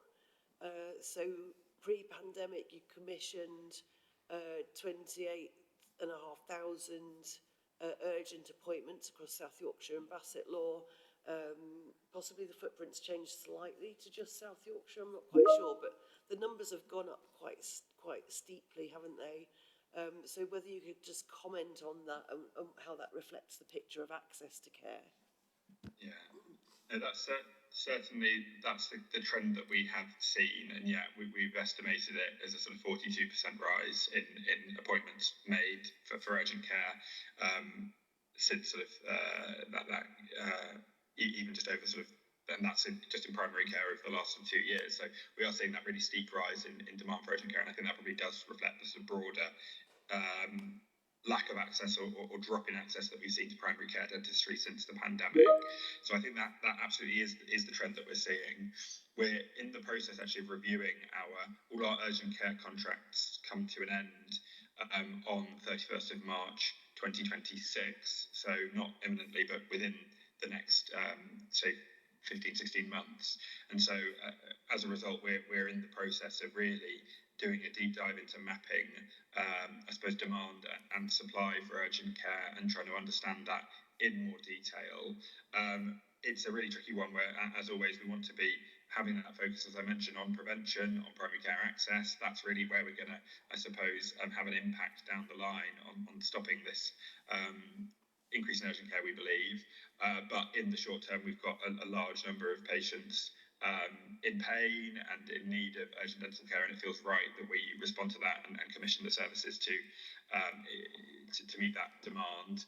So we have to do both. It's a limited budget. It's all coming out of the same ring-fenced budget. So that's really, I suppose, the work of the team at the moment is trying to strike the right balance between improving primary care and doing more in urgent care. And in terms of our investment plan in South Yorkshire, those are the two biggest items actually alongside each other on our investment plan, the most expensive items this year in terms of the care we're buying. One is boosting primary care access, so allowing practices to deliver up to 110% of their contracted value of their contract. So for those practices who are performing well, they can go further and see more patients, and we're paying for that. Additional to their contract value, and then right behind it, as I say, paying for those additional primary care urgent access sessions as well. So it's a case of doing both at once, I think, and hoping that increase in primary care access starts to see that drop in urgent care. But we've not seen that. We hoped we'd see that drop sooner, and it has sort of kept rising in terms of demand in the short term. So it's something we're tracking really closely. And do you have some kind of forecast for seeing a return to a more normal balance of urgent and routine care? As I say, any forecasting we've done in this space has proven to be inaccurate, really, if I'm totally honest. We had, as I say, sort of expected and hoped, because primary care access has recovered significantly since the sort of lowest levels of the pandemic, we had hoped that urgent care would start to come down. That just hasn't happened yet. So, as I say, it's a point of kind of real scrutiny for us at the moment, and particularly as we decide on the scale and shape of our urgent care contracts from April 2026 onwards, we're going to have to make some decisions on that, and so that's really what that needs assessment and that sort of supply and demand work and modelling that we're doing right now within the team is all about. So I don't have any kind of firm answers for you on that just now, but it is something that we're looking really closely at. Thank you. Toby. We'll keep these quite quick because we've got the Healthwatch item to go on to as well, and we can remit further questions to our working group as well. So quick, brief questions. That was one of my questions. Is I'm assuming someone from your organisation. I'm just struggling to hear that question. Sorry, it's just in the end of my hearing. Apologies. Thanks for the report. Can you hear me now? Can you hear me now? Can you hear me now?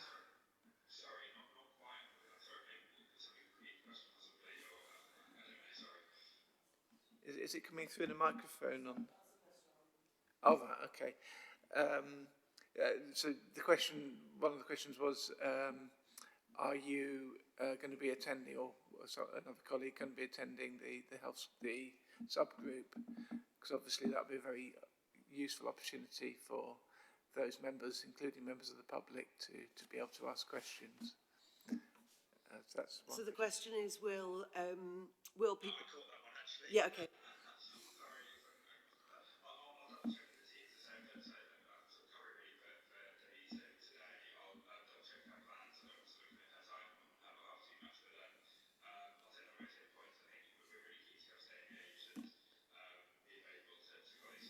Wherever possible. We are a sort of Yorkshire and Humber-wide team, and we're not massive, so we do just need to sort of manage and balance our involvement across all of the different places that we cover, but happy to sort of ask Debbie that question and see what we're able to do.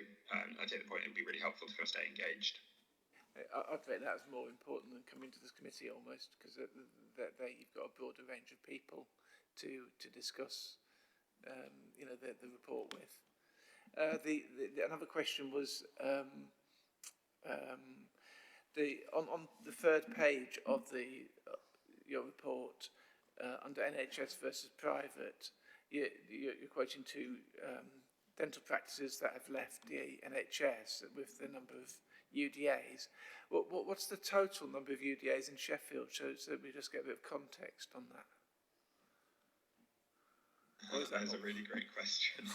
I think I'll have to respond to you via correspondence on that one, I'm afraid. I think a UDA, one UDA relates to a sort of standard checkup appointment with only sort of minor treatment alongside it, and more complex treatment can be up to sort of 3 to 5 UDAs for what we call a band 2 or higher, up to 15 UDAs for the top end of treatment. So that's a sort of, I don't know, it gives you a rough scale. You know, it's sort of 6,000 or 16,000 annual checkups, but a patient will generally use up to 3, 4 UDAs, maybe on average a year. It really does depend on the demographics of the area, though. So hopefully that gives you a sort of sense. We might be talking about a few thousand patients on a 6,000 UDA contract, and a little bit higher, maybe around 4, 5, 6,000 patients on a 16,000 UDA contract. Yeah. But I can get that overall UDA figure. I just don't have it to my fingertips, I'm afraid. That's fine. Yeah, I mean that context is important because one of those practices is 6,000 approximately, and the other one's 16,000.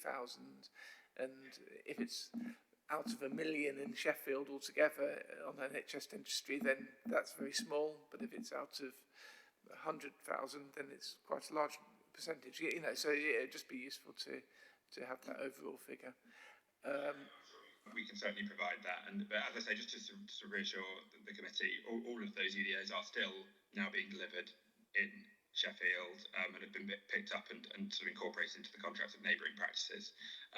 So the same amount of NHS care is being commissioned even after those handbacks.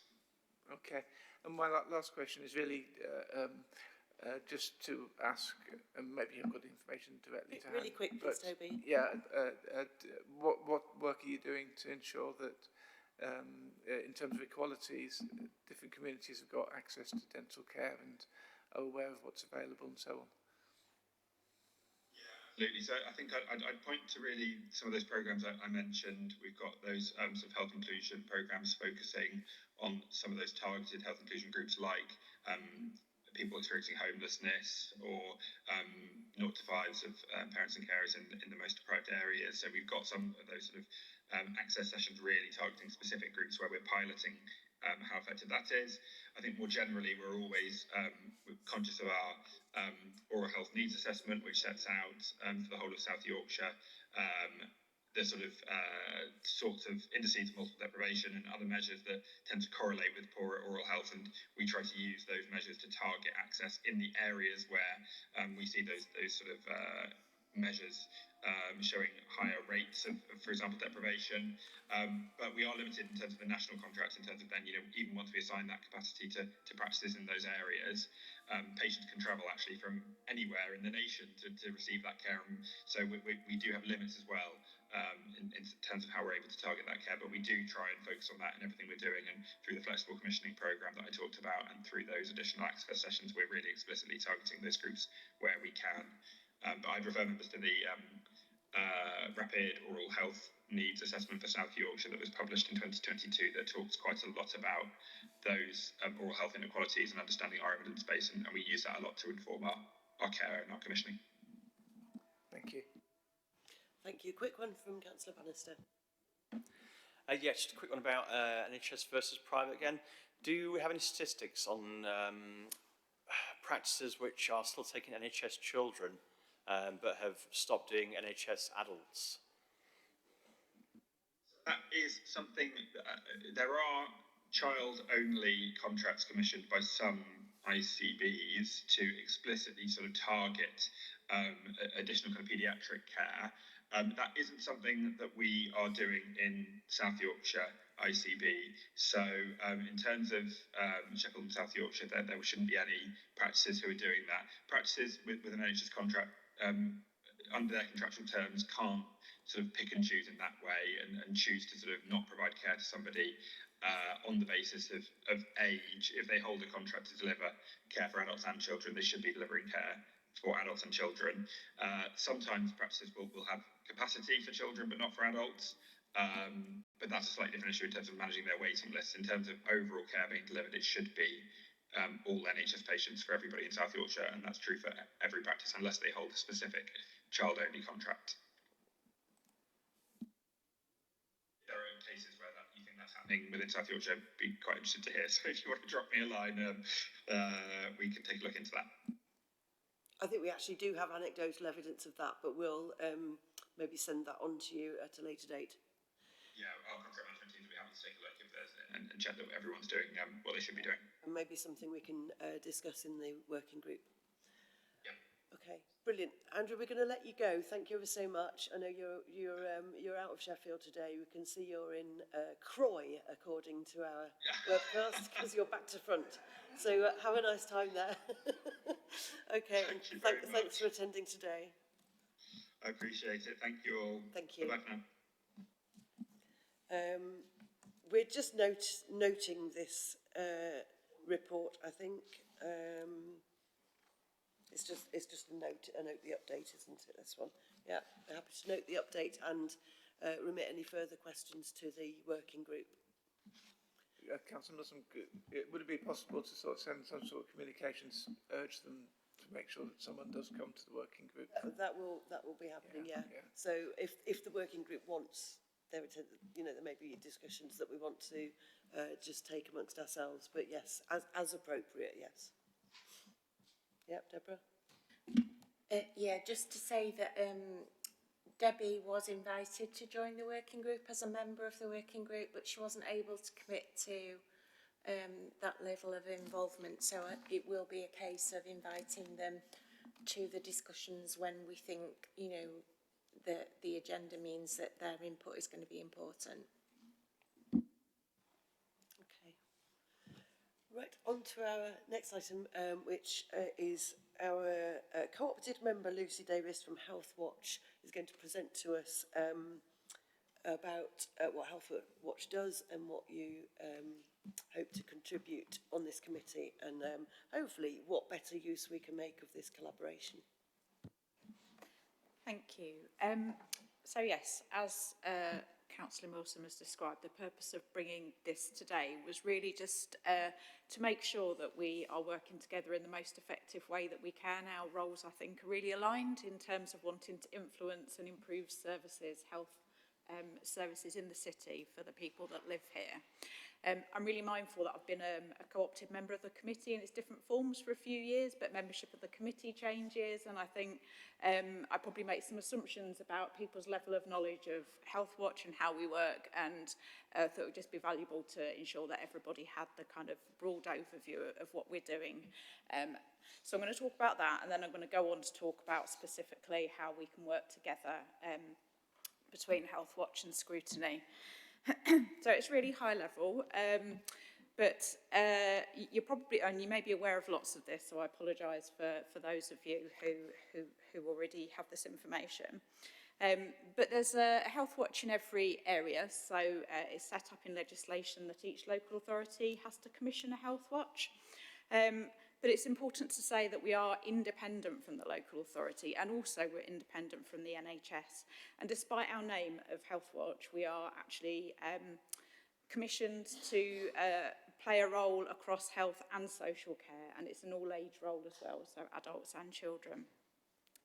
Because it's set up in legislation, we have statutory duties and statutory powers, and I'll touch briefly on some of those in a bit. Here in Sheffield, Healthwatch is hosted within Voluntary Action Sheffield. It's not an unusual model. There are a number of Healthwatches around the country that are hosted in similar organisations. We've recently been awarded a new contract with INVAS to deliver Healthwatch by the local authority, which is a 10-year contract. So that is fantastic in terms of giving us stability to build on and develop our work. And it's worth mentioning as well that there's an umbrella body, Healthwatch England, which works on a national footprint.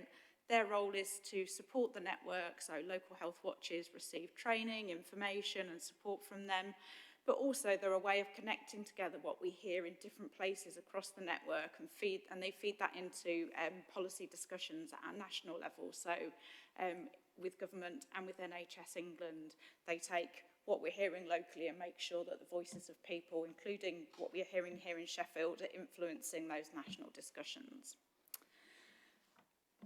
So these objectives are the Healthwatch Sheffield objectives specifically in our current strategy.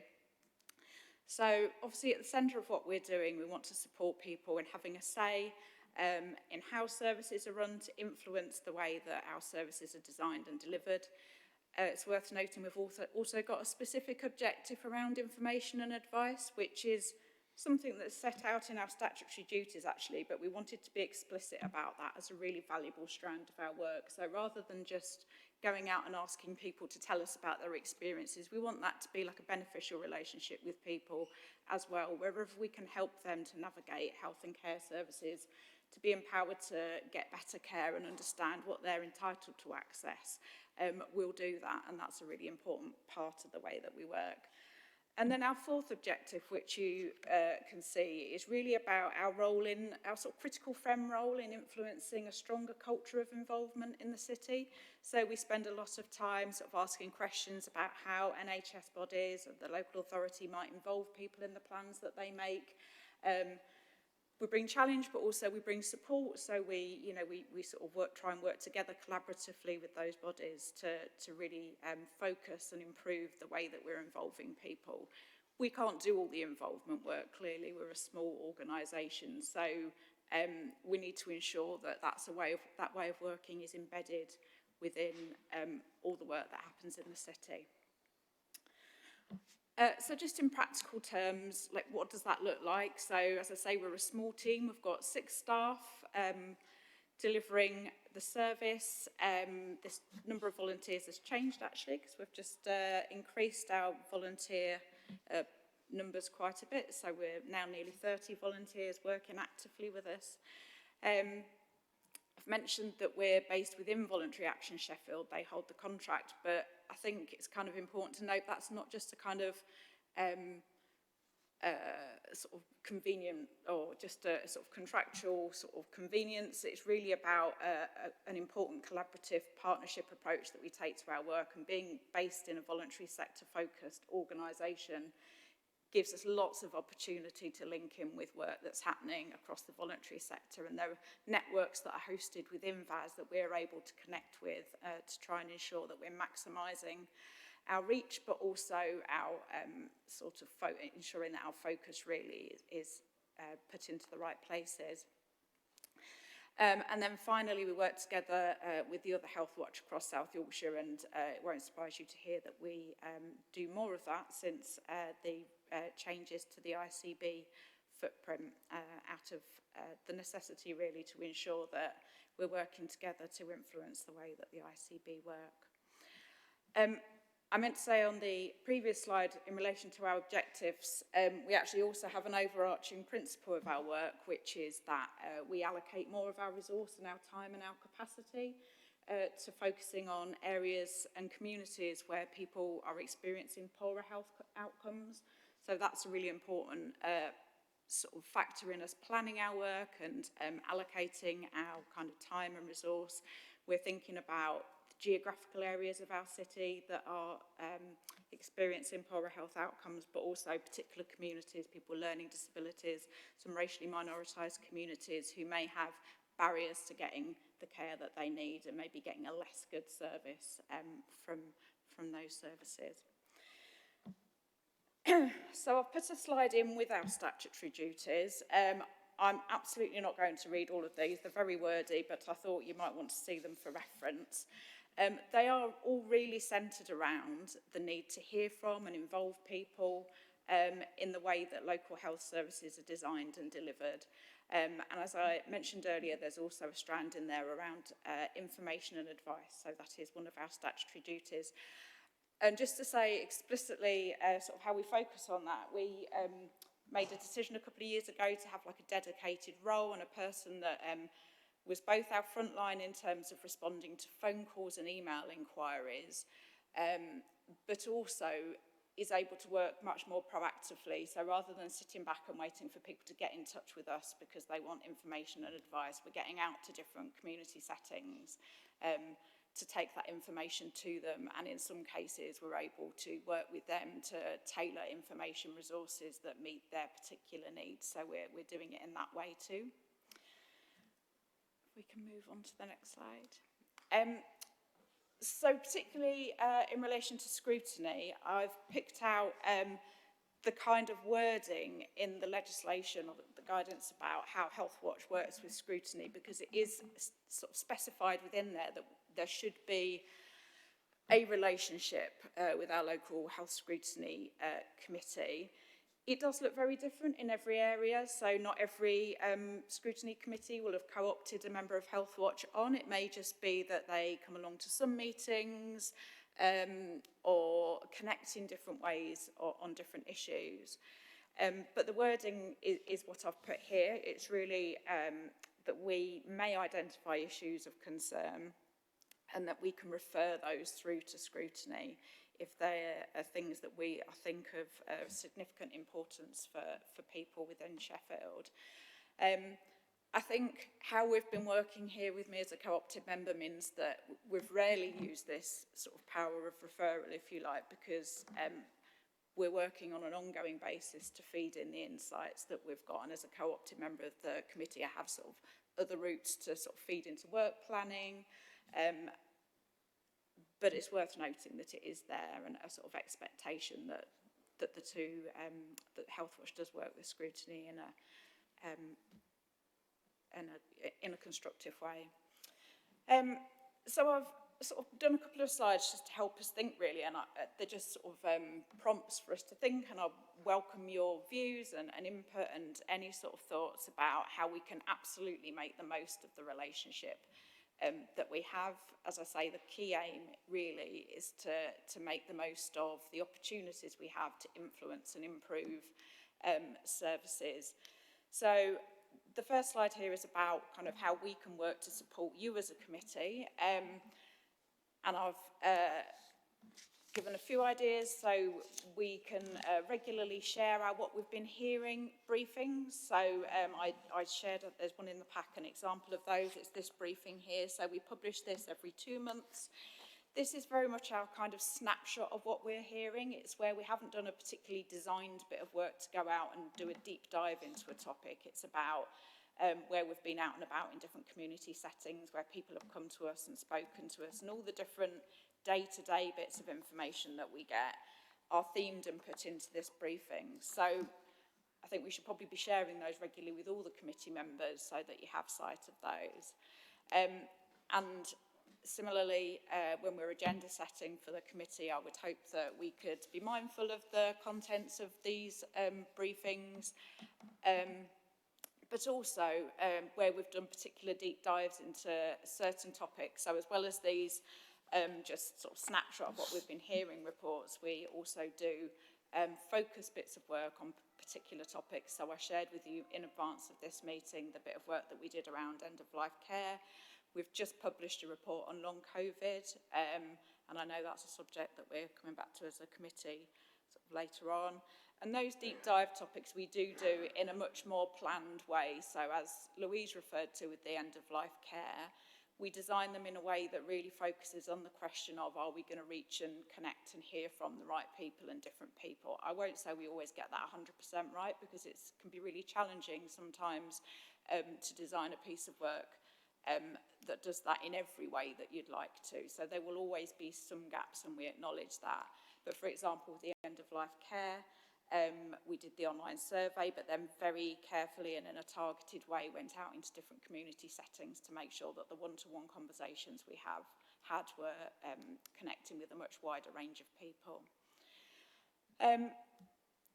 So we can also, of course, help you to involve the public and patients, and that might be anything through from designing like helping you to design a workshop, through to just helping you publicise it and sharing that amongst our own networks where you want public contributions, or whether you're, asking for people's views on things. That's something that we can support and do with you. I suppose as individual councillors as well, there's a role to play. You may have particular casework that you're doing where it might be helpful to either make us aware of a concern, or where we might be able to support you by providing information that could support the casework that you're doing. So really, I guess my ask of you as a committee is that you do sort of read our regular briefings and reports. You might not read every one of them, but that they're on your radar, and that they're sort of somewhere that you might go to if you're wondering, what do we know about a certain topic? That where we're doing particular projects like the end of life care, if each of you was to be really proactive in sharing those involvement opportunities with people in your ward, then that would be fantastic. We could really kind of, raise up the number of people that were getting involved in bits of focused work on particular areas. So any opportunities that you have to do that would be really appreciated. And then, yes, as I've mentioned, sharing information about the Healthwatch service more broadly with people in your ward was the other thing that I was sort of thinking about. I'm sure there are things that I've missed off this list about ways that we could work together, so I'll finish there and open it out for any questions or any sort of comments about what I've presented. Thank you so much, Lucy. It's really informative. What I really love about Healthwatch reports is they're written in language you can read. And that's, it's so noticeable. When you open a Healthwatch report, it's presented in such an accessible way. So we all have things to learn from that, I'm sure. But it's, something I give a lot of credit to, because it means that people at every level can engage with this stuff. It's not overly technical, it just presents things in a clear narrative way. Thank you. That is very deliberate and something that we work hard to do, because for us it's really important that if the public are sharing their feedback for us, that then they see what we represent in the reports needs to be relatable for them. And also, actually, on every level, our briefing, we do it in a bit of a sort of storytelling way. And for some services, there's the kind of, we want hard stats and numbers, but actually sometimes the stories are really compelling. So what we want to show is the sort of, the human sort of face, I guess, of the different service discussions that take place. Great. Any questions from members? Councillor Hussain first. Do you do with the, adaptation service, any kind of help or referral through yourselves? Have you received, or do you do help elect member, the patients, the surgeries, GP surgeries? You mean sort of equipment and adaptations in the home. So we wouldn't be making referrals, we'd be providing information to people about the different services that are available. Sometimes where people are getting stuck, so if they're having an issue, maybe following up a referral or understanding whether their GP has made a referral, we might make a couple of phone calls to try and unblock whatever it is that's stopping them being able to access that service. But it wouldn't be our role to actively make the referral. It's more of a sort of signposting and trying to help people get to the right place. Does that?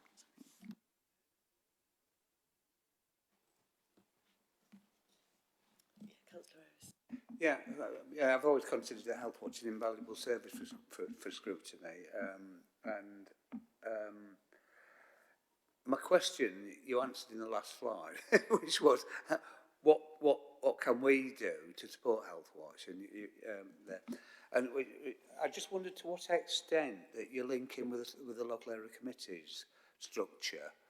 And I understand your capacity. You know, you've got limited resource yourself, but getting out to all the local area committees is probably not practical. But how do you link in, you know, at that level, Lucy? So the honest answer is that we don't currently. I think we tend to connect with the council in other routes, and obviously in terms of like local communities, we're going to different community settings, but that level of structure, we don't. I'd welcome any suggestions that didn't involve us having to go to each of the meetings every time, but to make a relationship, I think would be useful, and to know that if there are opportunities for us to connect on particular things, we'd welcome that. Would it be feasible, for example, to programme in, well, there are 7 LACs, aren't there? Would that, once a year to each LAC, would that be a feasible sort of scope of attendance? The LAC chairs have a LAC chair meeting, so perhaps just going to that annually for the LAC chairs to then filter the information down, maybe a better use of your time than actually trying to go around all of the LACs, just as a suggestion. Possibly. I was thinking about the format. I mean, the thing is, like, the local area committees have very different styles, don't they, across the 7 of them. Thinking about my own, we try to have some kind of workshop, breakout, roundtable discussion for members of the public who attend the meetings every time, and they're themed. So if there was a health theme, a health and care theme, it would be an obvious thing to invite Healthwatch, but not every LAC might do that. So it's maybe just something for us to consider how that integration could work. The central LAC is very similar to that, and I think we would welcome, you know, a session on health. That'd be absolutely brilliant. I wouldn't say you necessarily have to go around all the LACs every year, you know, but maybe on an invite, and it's down to us to talk to our LAC chairs and decide if that's something we want, and invite you in if you're willing to come.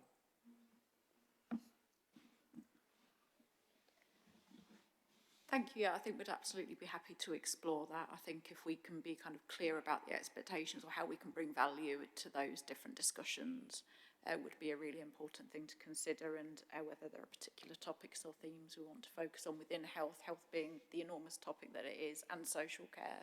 So I think it just requires some thought probably to think about how we can make best use of it, but happy to have those discussions. It's maybe something for us to explore with through LAC chairs. Yeah, how that might play out in the different LACs, but certainly I think not using the capacity of Healthwatch with your insights, and then vice versa, the opportunity for you to hear from different communities, not exploring that is a bit of a waste, isn't it? So if that opportunity is there, we should take it. Thanks, Julie, for the suggestion of going through LAC chairs. I think that's sensible. Yeah, cool. Just further on, building on the theme, in my own ward in Stocksbridge, our community run leisure centre has the People Keeping Well contract. They do some fantastic work out in the community. It's harder to reach groups. We've got a very large, above average elderly population. And it's again just thinking about what links you have with the People Keeping Well projects across the city, understanding that it may be something that you're already doing, so an understanding of that will be good. But if not, again, it's perhaps something that we can talk about, because I'm thinking certainly in my own ward with the groups of people who are not only hard to reach, but also have difficulty accessing services because they live a long way away from them. There may be some really good opportunities to do some work and some proper scrutiny on access to services and those sorts of things. Thank you. Thank Thank you. Yes, so we do connect with the People Keeping Well network, and particularly as we're sort of located within VAS, we're quite well sort of linked into that, and we've certainly been out to the Stocksbridge Leisure Centre.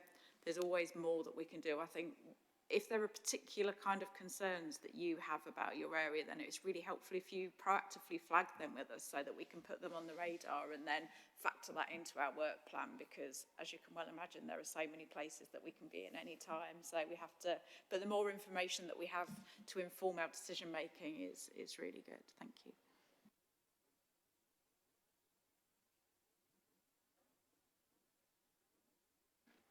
Yeah, just coming back to the briefings, I may have got them, but I don't remember seeing your briefings. So just, it would be really good if the whole committee got your briefings whenever they come out electronically. Yeah, just to make sure that happens. I'll add everybody to the list if that's okay.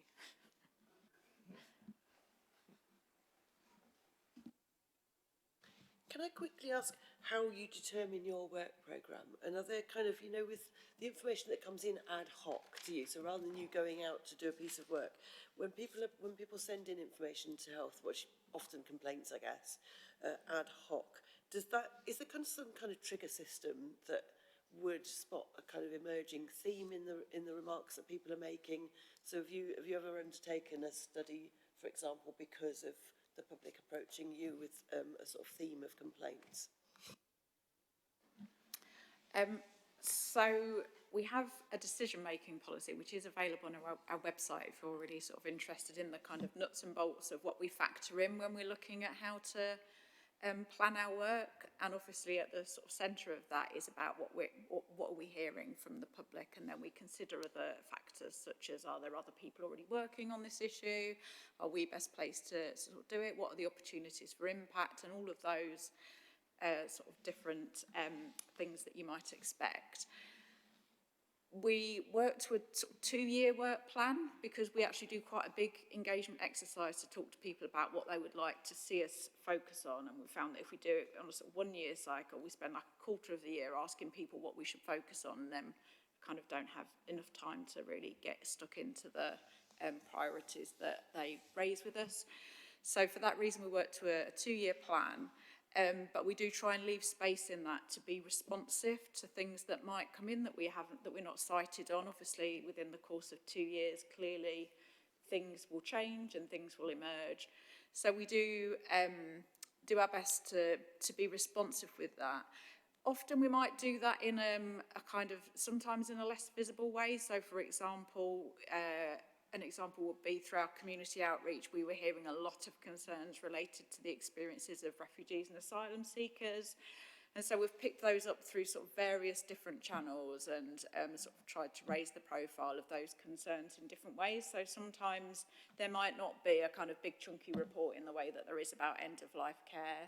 What we are trying to do is to sort of increasingly maybe sort of put together little briefings that just capture what it is we've heard and then describe in some way how we've taken that information through sort of different channels to try and impact and affect change for those, that particular groups. There are examples, having said that, there are examples of where we have done bigger bits of work because people have come to us with concerns. I think the report we did a few years back on the experience of transgender people within healthcare services came about directly as a result of some sort of communications from the public about concerns on that. And similarly, I think deaf access to healthcare was another area that we focused on directly on the basis of approaches from different communities to raise that. So yeah, all of our work driven by public priorities, I would hope, but a mixture of responsive to things coming through and planned work. Thank you. Right, we're just about on our end time, so thank you, Lucy, for bringing that. I think it's really important that we understand more of what you do, and I would encourage members to bear in mind how helpful Healthwatch can be in reaching communities in our wards and to spread the word to other members as well. And we'll think about how we can do that integration a bit better across the whole council and the whole city. Thanks, Lucy. And that brings us to the end of our agenda items apart from the work programme. Next month's work programme is set. We have a theme of waiting times, which looks very interesting in the February committee, January committee. So that's on the 23rd of January at 10 a.m, the next Health Scrutiny SubCommittee meeting. And beyond that, with regards to the work programme, if members have comments, please read through the work programme notes in the agenda pack. There isn't much beyond January. There are a few items that are looking for a place to sit in the work programme. So if you've got comments, can you just email them in after the meeting? That'd be great. Okay. Thank you all for attending and for your input, as always.